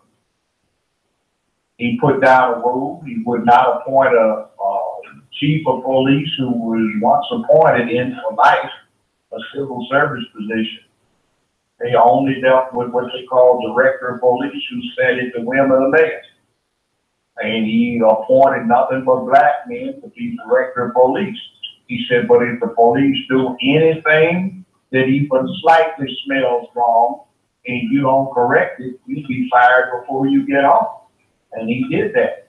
So after a while, the police didn't jack the citizens around. They got to be kind of crazy. A community that used to hate the police, you see residents come out with coffee and donuts to give to somebody riding in his squad car. Got for a 12-year period. No people got shot. And that was community police. Okay, that's peace with the citizens. All right, that he's coming from the top down. I'll give him that. Okay, that's a good thing. It wasn't good about bringing in the economy, but okay, well there you go. So like you said, that's shit. Okay, so since we said, okay, well Marion Barry did more than that. He got the cops. Well, Barry did all right, but see, Barry did what happened with too many black folks. You see, you either have to understand that politics is not the way for you to individually make money, but it's an obligation you have to your community to make things better. It's also, once you get in there, you can't be half-stepping, going around chasing hoes and getting high. And if you spend your time doing that, then you betraying your trust to the community. I think he spent more time. Did some good things. I'll admit he did. But see, he was wrong to come into temptation. We're not disagreeing that he also said, we're not disagreeing with the code. I don't care. So, okay, so was JFK wrong for taking drugs? We're talking about power. All these white men has been present. They were taking wait. They were taking drugs. They were goddamn having mistresses, all of them. So, but they were still. What's wrong with having this? I'm not talking about having a We're not saying, okay. If you want to have some pussy on the side, it's your business. But you just said. I ain't been on bears for having pussy. What I'm getting you bad at about is let yourself get set up by a junkie bitch who sets him up for a drug case. Got you a woman on the side. Have yourself a woman on the side. Ain't nothing wrong with that. Wait, that's what you said. I'm not worried about that. No, I'm talking about running hoes. If you're going to have a woman on the side, get you a good one. All right. If you're bringing back stuff. He went off too much with these junkie bitches who had drug cases, who were anxious to get out from under a drug case and wrap his ass up doing coke. Well, we said he was wrong for that, Judge Joe. Nobody's going to disagree with you with that. I agree. But for the time that he was in there, shit happened for black businesses. Oh, I understand. I'm really, he was okay. He could have done better. We're not saying he couldn't have done better. I agree with you there. What I'm trying to say is too many of our people who get these positions start looking at it as what kind of big money they can make. Exactly. They don't do shit. That's what I said. You make your money after you get out. That's what I said, Judge. Name me one mayor. mayor. Public service it's a holy crusade. Name me one major mayor that's been black that's done anything for black people.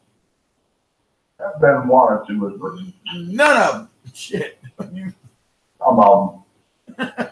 None of them. Yeah, okay. See, okay. Other thing too is once you get to, here's the other problem. All right. Once you get to be a mayor or a high official, you can't just represent black people. You represent everybody. What you got to do is make it fair. And if you can bend over backwards to help out your people, that's to be expected. But too many don't. And too many pimp us, which is bad. I agree with you on that. We have a problem with black people getting in power and all the resources still go back, funnel right back into the white community. That's what they're there for. That's why you can't even get. That's why Memphis is all fucked up because black people won't get off their ass and take back power. It is. It is. We had an election where it looks like black folks did okay until you realize LGBTQ did better. A lot of the black folks that they got in or gays were just fun for LGBT. Exactly. Oh my God. Did they say they were whatever LGBTQ when they were running, or did they hide it? LGBTQ claims them. I'm saying, did they hide it? Okay, like we got a black mayor for the county now. We had a hiatus, a white one between the last black one, but this one, when he was on the city legislature, he got the city charter changed, not for equal opportunity for everybody, but for gays. He's introduced all this legislation for gay rights. He's strongly for gun control, which I think is a shit move, because I don't get on my damn physical with all these heathen running around. He's been a law professor for about 10 years, and he gets a paycheck. His wife's the law professor. She gets a paycheck, and not even one of them has taken one damn free pro bono case to help out the community, which I think stinks the high heavens. So the gay community loves him, but he can't even walk through the black neighborhoods without a bodyguard. And that's the so mayor. What the hell? And that's the mayor? That's the new mayor of the county. Of course, he's trying to do that Obama thing, you know. He's got an ambition for high office, but he ain't done shit for it. We had another mayor, black one, for the city before that. He defeated himself, along with the fact that they got 5 black folk running against him and 1 white boy who is a piece of shit. He's a white mayor. So they split the vote. Yes. And the black one was kicking shit, and he formed a law partner of mine. I've been knowing him for 40 years. So once again, everybody. So once again, Judge Joe, are black people just stupid? We have to learn about power. Yeah, right. And you can't split. And then we stop trying to be fair once we get someplace. Exactly. It does. Exactly. Why worry about being morality when it gets you nothing? Exactly right. This fair shit is kept black people about, but that's that religious. That's that religious nonsense that don't nobody else practice that shit but black people. Other people use it politically. Yeah. They don't practice that shit. All these brain dead ass religious Negroes, shit crazy. And we do got enough money to fund everything because all the money's going to these dead in the head black churches and these pimp preachers. Got enough money on Sunday everywhere around the country to start businesses on our own. Well, I have a couple friends to be accomplished. They're retired now. All right. And about 30 years ago, I paid them a visit. They said, take a look at these. You recognize them? Black church in the Memphis. All of them said, we know it. But if you look at the mortgage obligations they have, hate value, considering the interest taxed onto it, that's almost $8 billion worth of mortgage. And that $8 billion is going to have to come out of the black community. And you people can't afford to do it because that takes all the capital you could have been developing business. Take a mix. He's got to keep what students and his collection and save it up to get the stuff together. We brag about we want to be successful, so we're going to tie 20-25%. So Jesus will know that he's strong in our faith. And all that can happen is buying a bigger car. You ain't got a business.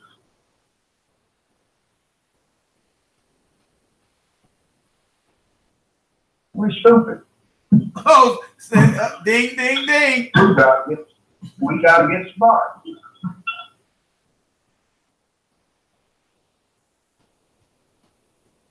I agree with you. You got a question, Marquise? You on the phone, brother? Got a question for the judge? I'm listening. You got. He was there. Marquise, you still there? You talking about me? Yeah, I'm talking about you. You got a question for the judge?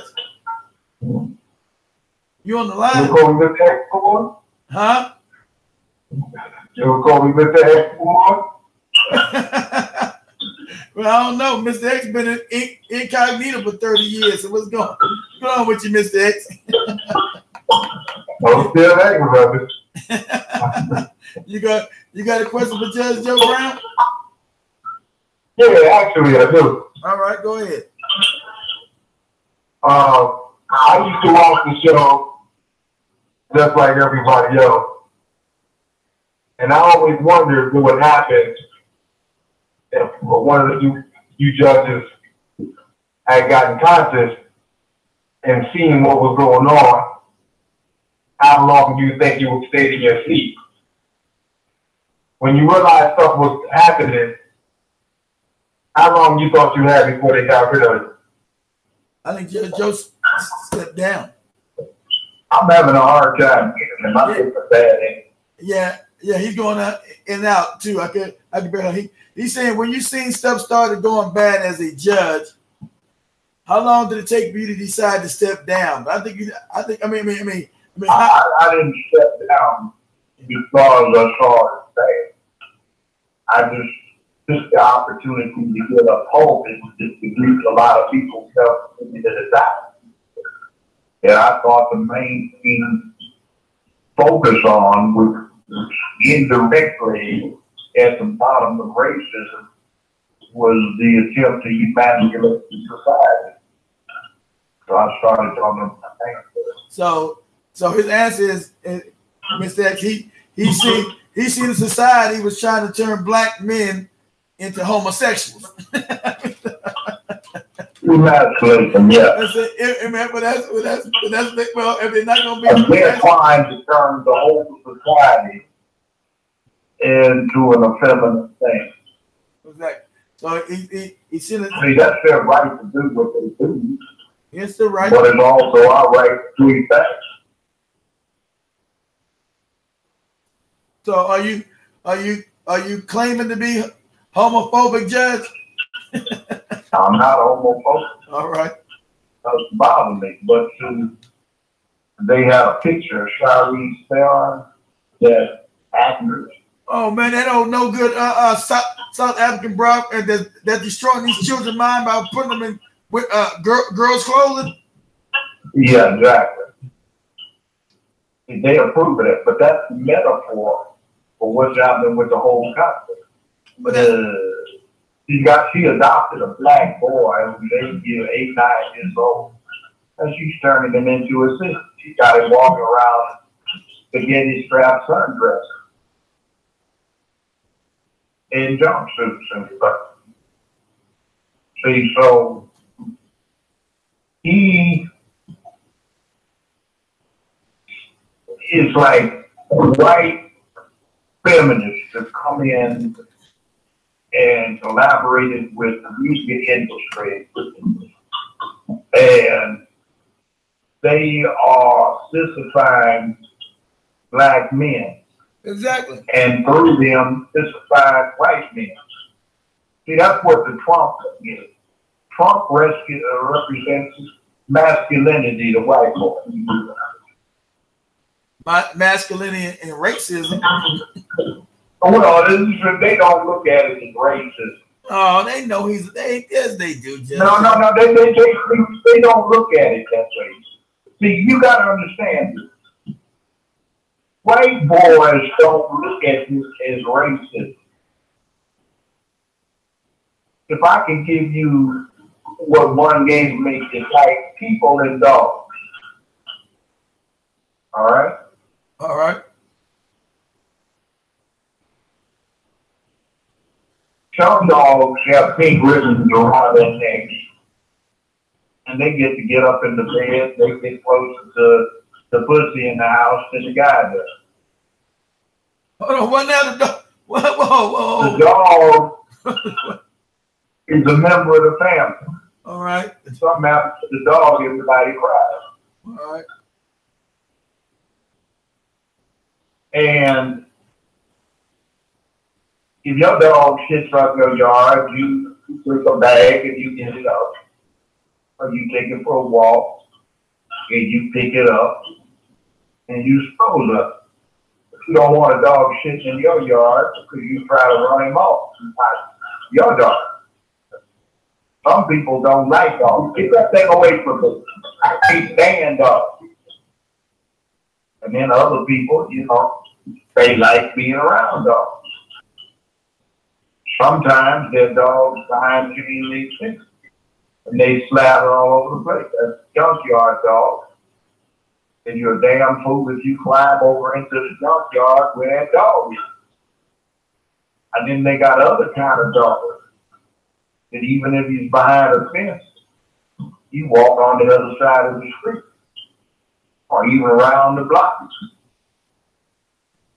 Now, you see, people don't go around worrying about talking about dogs.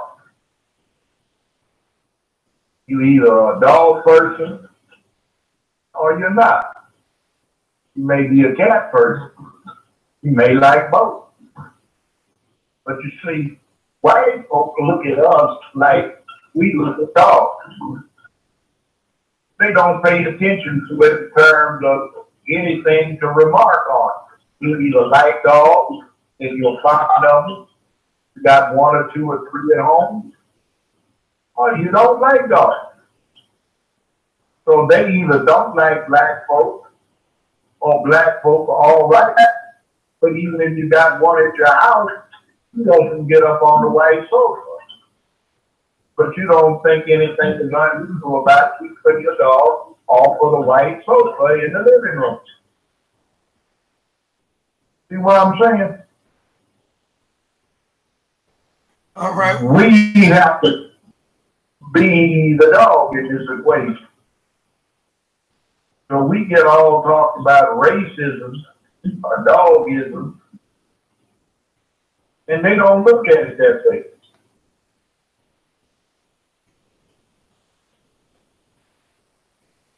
So it's like they got some exclusive upscale clubs in Aspen, Colorado, where you can search. And it's called, one of them called the Nail, the bar and hotel. And you may walk in there and there are 15 to 20 dogs chilling. They're not having a problem. Everybody in there knows them and scratches them behind the ears. And then you have folks that aren't used to this. They come in, oh, there's a dog in the club. Oh, my God.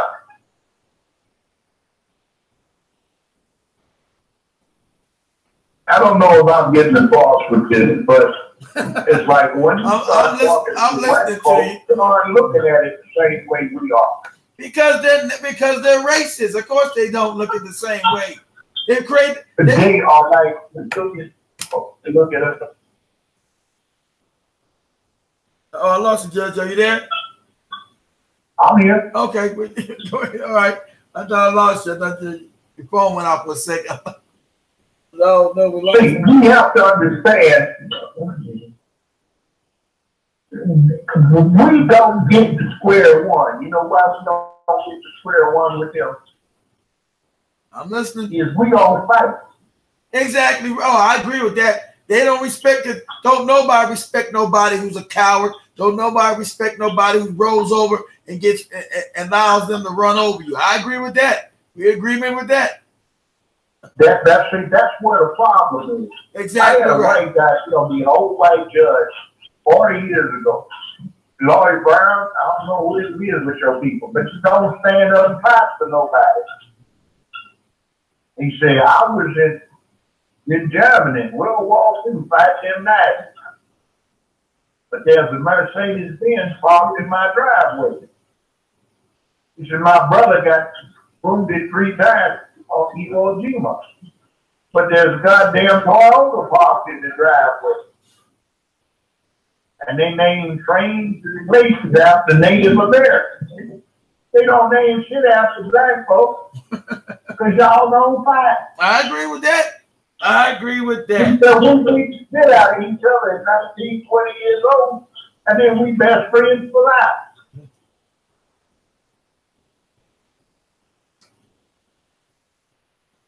He say, if you want to be respected by white men, red men, brown men, you got to act like a man. Don't act like a man, we don't know what to do with you except if you don't bring out much respect. How about that? Now, that's one thing we do agree on. I agree with that.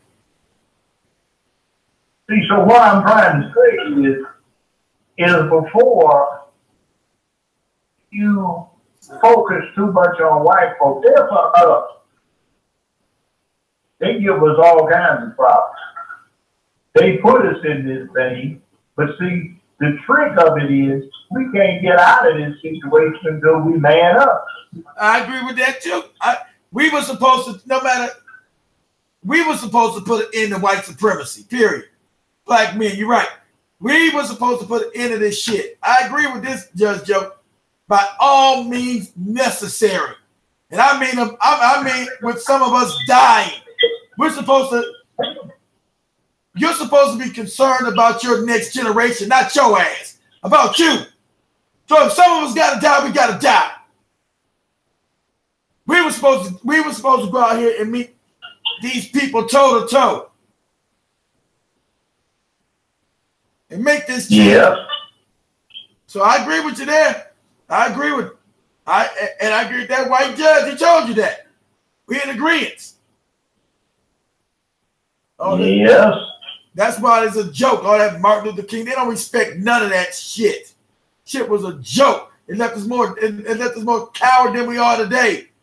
Well, let me tell you what he said about that. Somebody said, well, Judge, what about the civil rights struggle?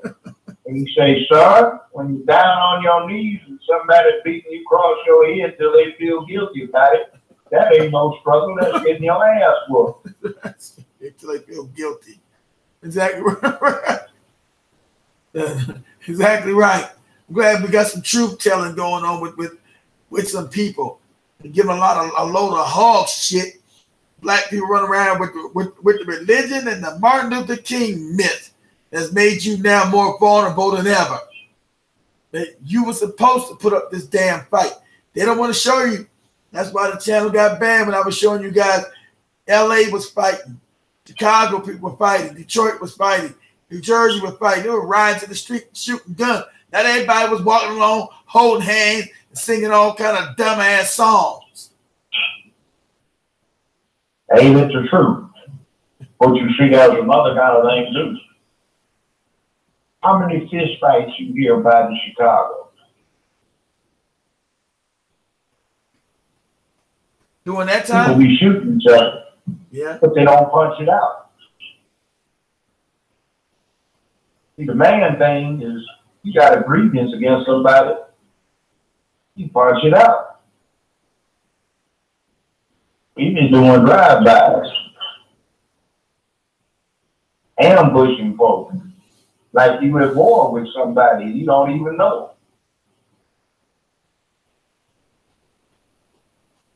That's sick.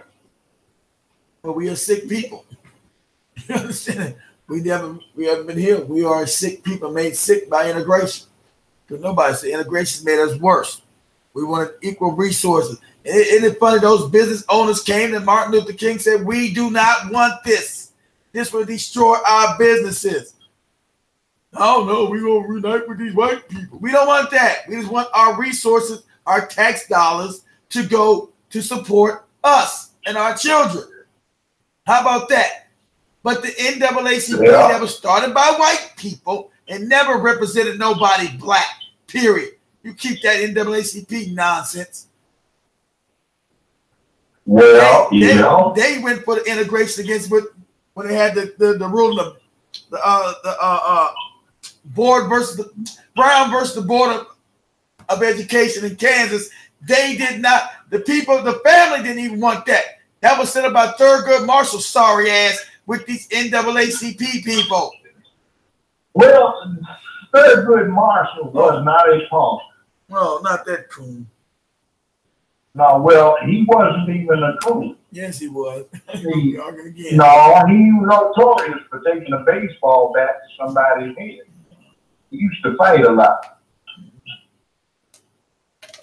I mean, there have been situations with Marshall, white folks tried to run out. He took a pistol and started shooting at him. Or took a baseball bat. He wasn't nonviolent.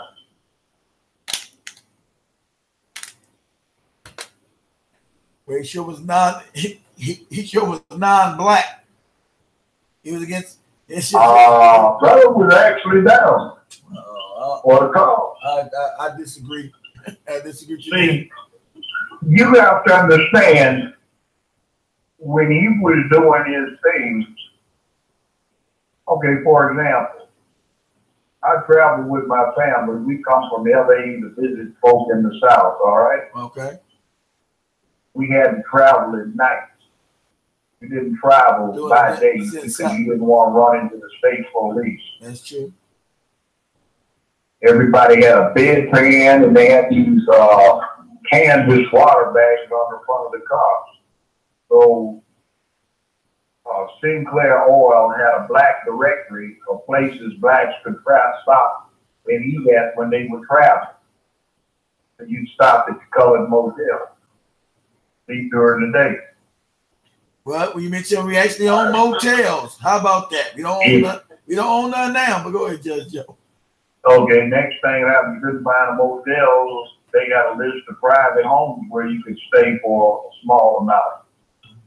If you were traveling and you couldn't find anything else, you'd put off in the deep woods during the day. They traveled by night.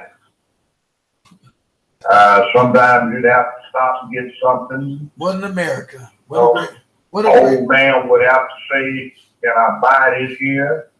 Sometimes you want something to eat. And, you know, they wanted you to go around back. We didn't eat there. You go in the back. You knew places like Greyhound Bus Depot, which had blacks eat in it. Stop at Greyhound, couldn't find anything else. Get seen wrong place, they'd start shooting at the cops.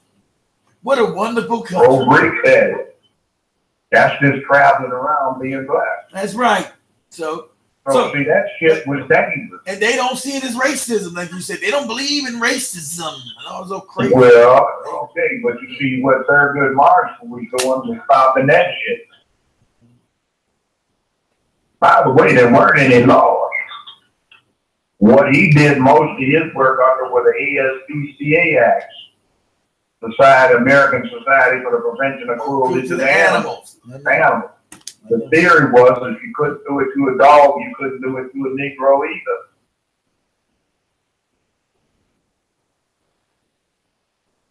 So that kind of thing was not done in the context of the world as it is today. That's when it was very dangerous being black and they would kill you. Still dangerous being black and they still killing us. It's not as okay. Not that kind of way. Okay. We talk about degrees. Okay, that's we talking about degrees. See, it's like it's like I'd say this. I tell my clients, look, man, you gonna run these kind of activities, get yourself, a different set of clothes. A cop will have a hard time talking about he had reasonable suspicion and you got on a suit and tie, carrying a briefcase. First off, these days, he might think you another damn detective. He might think you a detective. Walk around, got a hoodie on, gold chain, sagged and bang. You look like you about to cause some trouble. You don't jack your ass up on TV. Of course, look the part. Don't look like you know exactly. It's called camouflage. You in a war zone, you wear camouflage. You're in an urban situation, you wear urban camouflage. I agree with that. You in Africa and Gagos, the people that have money, they got on a Western suit and tie. They sure do. Down South Africa, Cape Town, you're a Zulu, you ready to transact some business, you got on a suit and tie. Yeah. You're in Beijing, you got on a suit and tie. You're in Tokyo, you got on a suit and tie. You're on Rio, you got on a suit and tie. You're in Berlin, Moscow, Prague, Rome, Not the Western too. London. Got the Western. You got on a suit and tie. You got the Western man. Everybody wears that shit when they're powerful people. They wear it. They wear it now because what? The whites have controlled the world. Yeah, but you can be Japanese, Chinese, or African, and you got it on. They got because why? Because what happened? They were conquered. What do we wear? Suit and ties. You drive, man. I got selfish things. I'm riding my Ferrari, but you look like a fucking thug. Well, yeah, they gonna pull your ass over. Wear the uniform. Stand out about what the hell you do rather than what you looking like.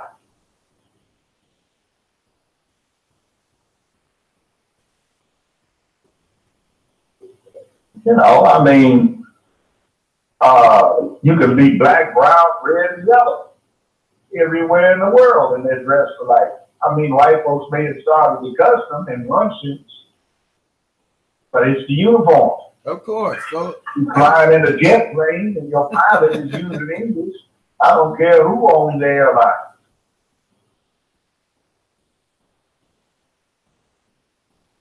That's just what the hell happens in the world these days. I agree with that. You know, this guy may have on Arabic robes, and he may be a Mideastern potentate with maybe 5 or 6 people in the whole world with the same amount of money, but half the time he's taking care of business, he's got on a suit and tie.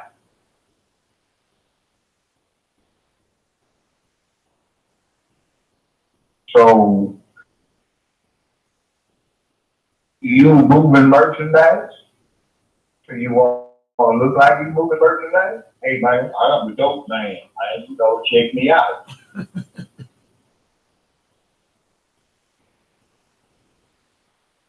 Man, they put a king band. They get us wrong, man. You wasn't doing nothing. You were in a good neighborhood. There's some black folk there too. They just have money. And you had your registration was 90 days out of date. You had a broken tail light, and you had your music playing up so you could share it with somebody 3 blocks away. And you was smoking some reefer. Your ass getting busted. What's wrong with you? Remember, we just want to check out what was going on. Well, man, do it. You know, then chill. Don't do that. Just bought yourself a case. Well, I agree with all that. I'm not with all the drugs. See, it's called common sense. Black people don't got common sense no more, Judge Joe. You talking? Common sense is not common to black people. I'm always average. Yes, some. Exactly right. But you know what our problem is?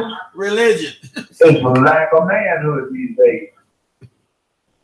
That's true. I said that. Yeah, I agree. Look, we got no disagreement when it comes to lack of manhood and this religious shit.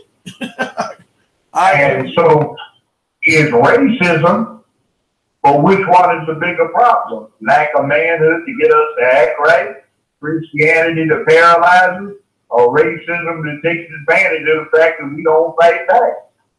Damn, that's a good question. That's actually a good question. Which one is the bigger problem? I think that we don't fight back first. Then you can't. As somebody's form has been oppressing you for so long, and you have not fought back, that's an inappropriate response to live it. Yeah, like the late Muhammad Ali in his prime, and there's 2 white boys, and ain't nobody got a gun in there in the room with a Muhammad Ali. There ain't no racist in that room. Because they get their ass whooped. That's true. You see what I'm saying? It's all tied up. Lack of manhood, Christianity, and won't fight back, and racism. It takes advantage of the fact we won't fight back. Exactly right. That makes people want to hurt you more when you don't fight back. Black people been told a lot of dumb shit through these stupid ass religions that not fighting back has made you morally seek the moral high ground. Understand, it's made you a damn target. Power does not respect weakness. It preys on it. If I'm a lion, I see you all mess. You're a gazelle. I've got power. I'm the lion, and I see you hurt. I'm not gonna stop because you weak. I'm gonna devour you because you are weak. It's the law of nature. There it is. There it is. So we do agree on that. We might not agree on China. I think China's the world power right now. I agree that China is the world. I don't think China's got complete control of the world economics, like you say, but because the families to all these damn businesses. But I will say they are the rising power.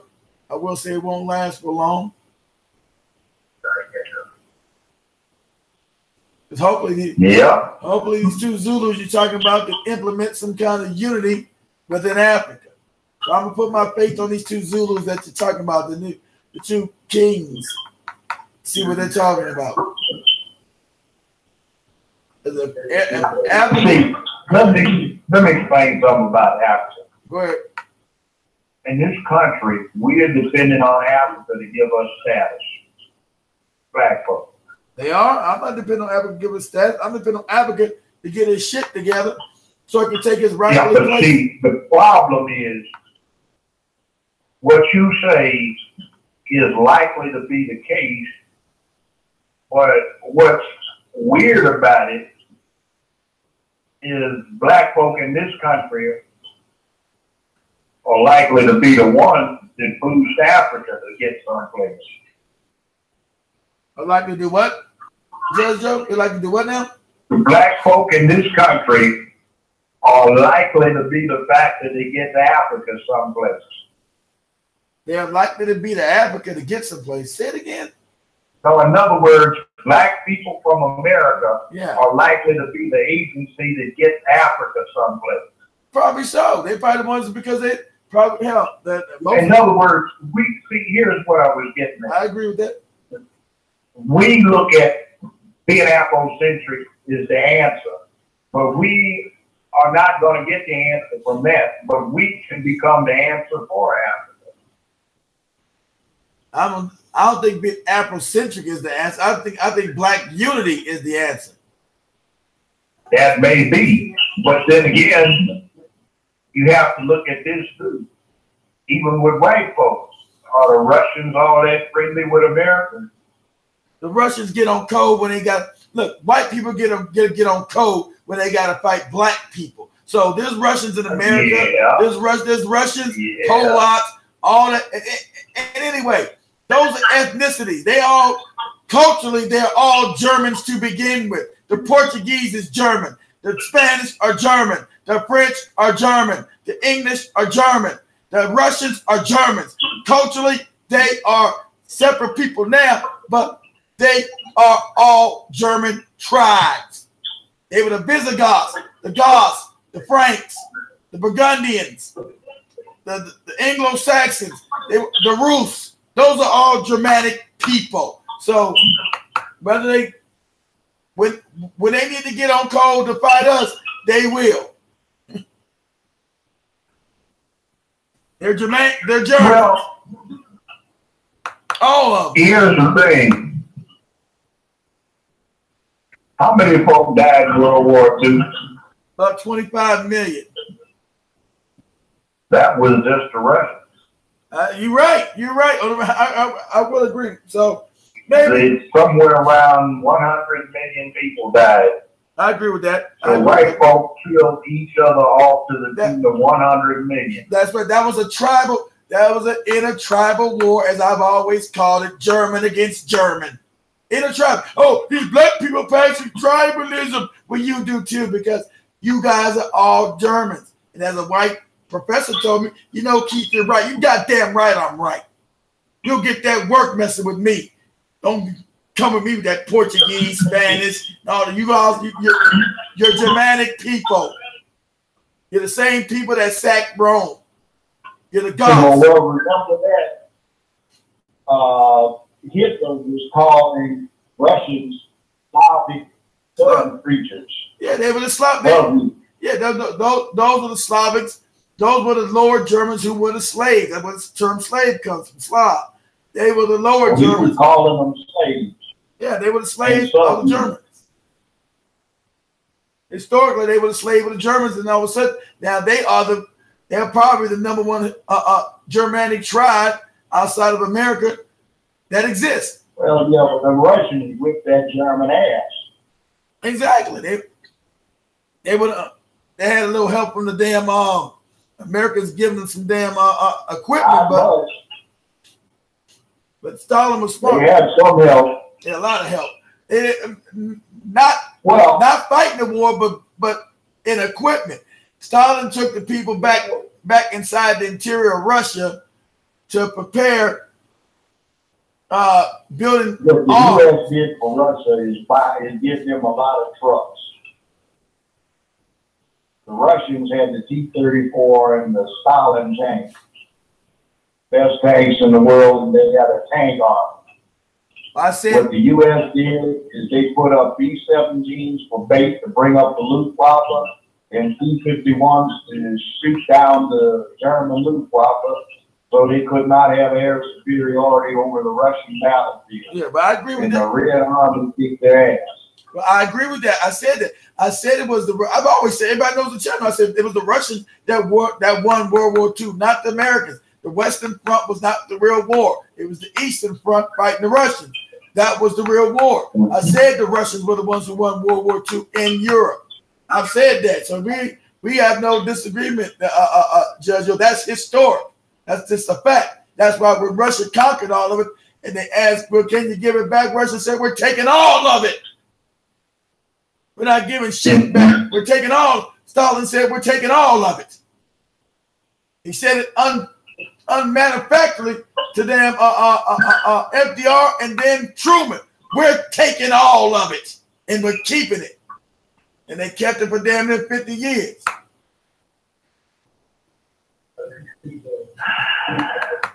But you're right.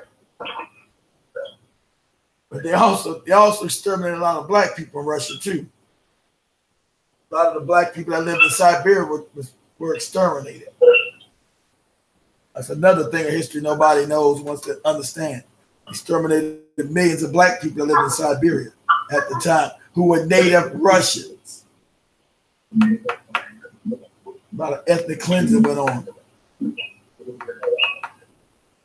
Well, it is what it is. It is what it is. And until we man up and divest ourselves of this superstition. That's exactly, yeah. That's why I said so see, but I said about going to war, and you said with what? We do need to go to war with these people somehow, Judge Joe. Like I said, we got to get rid of these superstitions. So we're going to have to go to some kind of a war to get power back. That's the only way. They stole everything, and they didn't steal it by they didn't steal it by treaties. They didn't steal it by talking. They stole it by war. Nobody wants to admit this. And one thing I have to say on this is racism. And racism was enabled by military might. And yes, they steal everything from everybody else, but they take it from themselves too. Yeah, because they're savages. They were without the one that you're talking about, because they've always been disagreeable to themselves. The only reason why now they've been able to disagree with everybody else because when they broke out with enough technology given to them by the Moors after leaving Europe, they can take their disagreeability on the road. They've always killed each other inside of Europe. Europe has always been a goddamn mess. When they're trapped to deal with themselves, they always kill each other. That's their nature. War after war after war after war after war after war with one another until they were finally able to break out of Europe. They've always warred on each other. Hell, 100-year war, 30-year war, war after war after war after war. Well, yeah, humans are the best killers of the planet's history. We kill everything and anything we feel like killing, including ourselves. No. And racism is just one more category of justification for. That's not just people. That's not just people. When Africans ruled the planet, we didn't do savage wars on everybody. That's not historically correct. The African went around educating everybody. China was started by the Arabs. It wasn't created. They didn't go around killing people. The Africans in Mexico, they go around killing people. They raised them. Mexico, they killed people. They had human sacrifices. That was the Mexican. That was the Mexican. That wasn't the African. That was a no good Mexican. We didn't go to Mexico. It's a human characteristic. It is not a human characteristic. That is a lie, Judge Joe. You can't. We did not. You got to know world history, Judge. I know you're a smart man. You should know. The African does not have any blood on his hand of going around conquering and killing people. That's not a fact.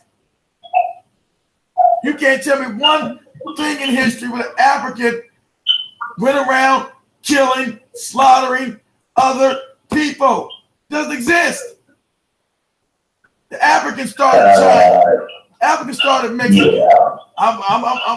Give me a time where Africans went around committing genocide, raping people, killing people wholesale. I'll wait for that. Even America, as they got here with the American Indians, the black Indians, they wouldn't run around killing each other wholesale. They had to fight the Mongolians because the Mongolian Indian was fucked up, not the African Indian. Well, there's another historical example of Africans killing Africans. That's recent. Africans had a concept called warrior too, remember? Of course, but that's recent. That's recent history. They're coming with they would never slaughter one another. Well, it wasn't like warriors developed in Africa after the white man got there. They've been there for a long time. Exactly, white man. Listen, you're talking about a colonized mind, completely different. But these empires that the Africans had were peaceful mostly. They were about education. Timbuktu wasn't about chopping out people's heads and killing them. That was the #1 university of education in the Western world. The #1 currency over there was books. Books. Not killing, not money, knowledge. So the Africans are always not coming across this white man. The Africans done nothing but lose. Lose power, lose his mind, lose every damn thing. He's got to get his mind back. The African's got to learn to get his confidence back. He's got to learn to actually take rule of a country. And I ain't talking about these puppets in Africa. He's got to learn to be able to control a state again. Yes. And make it viable. Yes. So if those brothers, if those two Zulu brothers got the idea, hell, I'll back them. I'll back anybody who's talking about ruling and power. And power don't mean not having no white person behind no throne, not using their banking system at all. It's got to be crushed. I don't give a hell if it's in China's hands, America's hands, any other foreign power. It's got to be crushed by the black person on the planet. Black people have to come back into rule. All means necessary. I don't care what it takes. I don't care if we got to lose 100 million people. African must have power again, point blank. By all means necessary. And if that scares you cats on the radio and the people listen to Africa, then you be scared. Because that's what's going to have to happen. Living on the bottom and couching and being in fear, those days have got to come to an end. You know what you get by living on the bottom? You get a wet goddamn stomach. Because your belly's all in the damn mud. Yes. Got to be willing to die. Period. That's the cost of freedom. Death. Got that? No other, not an economic plan, not a talking. The cost for freedom is death. How about that? Cost for freedom and power, you might die so your now posterity can take over and build once again. And build what? Wealth and influence in the world. That's what's got to happen. It's got to happen. I agree with Judge Joe. Can't be cowed. I agree with that white. I agree with that white judge. 100%. 110%. I agree. All right. let me let Judge Joe go. We had a wonderful debate. I love the brother. I'm glad. I love when he comes. We always have this spirited debate, back and forth. We agree on most things, disagree on some things. But this is how black men. I don't think we're really disagreeing. Oh yeah, we don't. Not really. I just think there's to a great extent what you're saying I've heard before because I said it, but it's been a long time ago. I know you said it. I've heard you say it. I'm just trying to name things with some of the practicalities of getting things implemented. I agree with you. Yeah, not just talk about actually get things done. I agree with you. What steps? Anyway, with that, I'm gonna have to get on up and attend to a little bit of business. Okay, Judge Joe. Much Saturday night. That's right. Much love, Judge Joe. We'll talk to you later, sir. You take care of yourself. All right, young man. Be good. You be good too. Bye, sir. All right, family.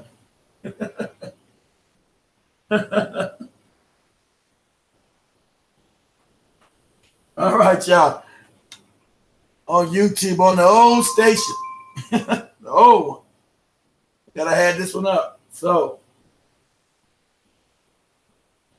you guys got any questions? Why you guys will never call up? Call to talk to the judge.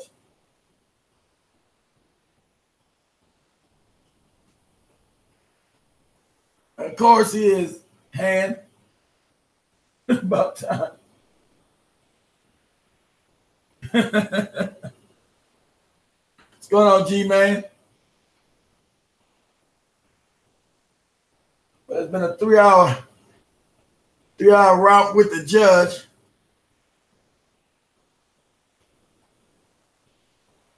What's going on, Mr. CP?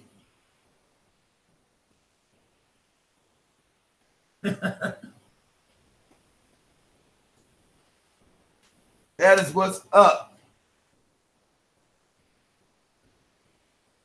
It's all good, G-Man. Tomorrow, I'm going to come back tomorrow, y'all. Because I still got this little bit of business, right?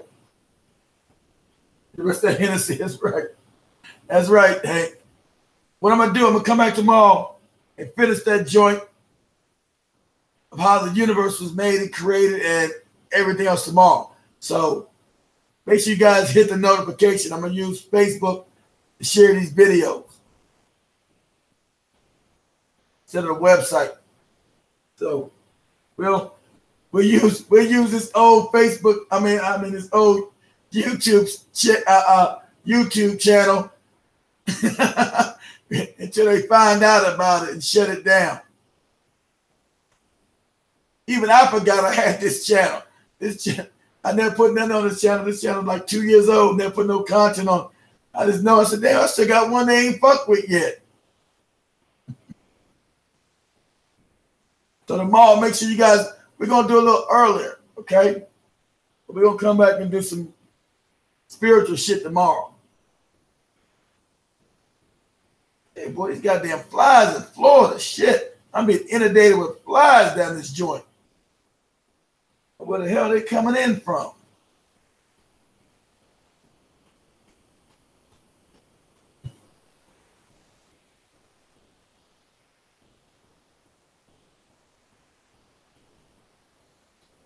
I'm not exactly sure. I'm going to do it earlier. It's not going to be 9 o'clock tomorrow. I'm probably going to try to do about 7 p.m. Eastern. So that'd be, what's that, 4 o'clock your time out there? That's 4 o'clock your time. Or it might be, it may be 8. It may be either 6, either 7 or 8 Eastern. Probably 7, like I said, probably 7. Yeah, 4 p.m. exactly. They give us time to get everything together.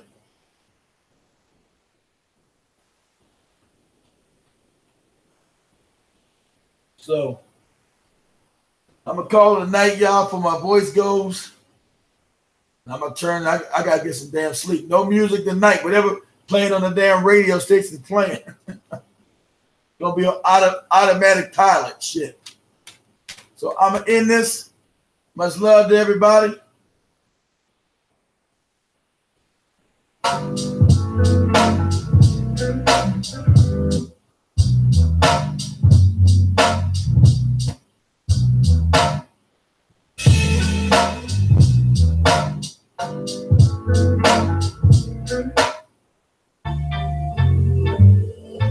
My damn theme song to come up.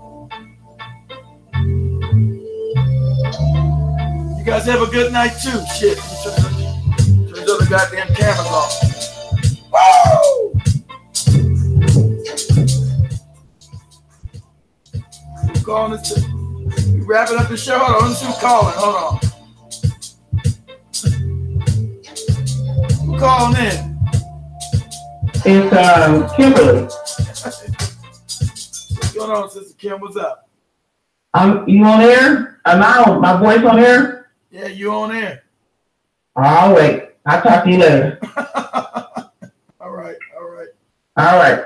I'll see you a message behind the scenes. Okay. All right. Coming back in about 10 minutes. Okay. All right, cool.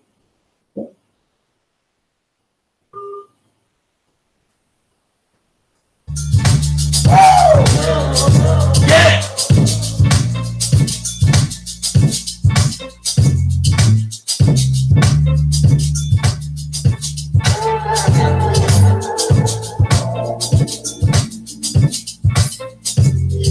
Black hot fire. Woo.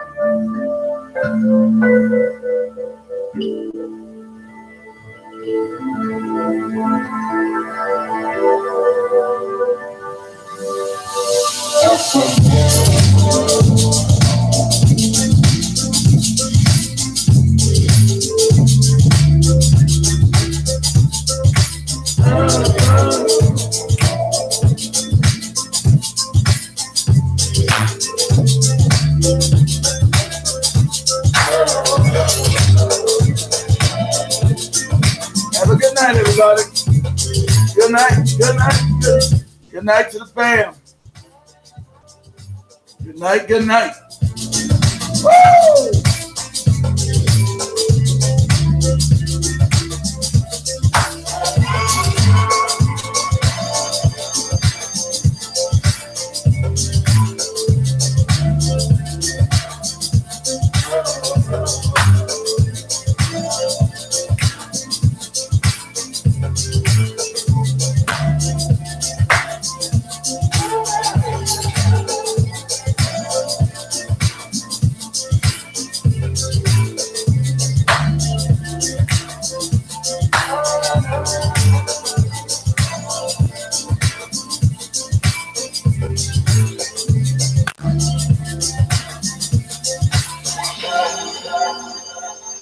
We out.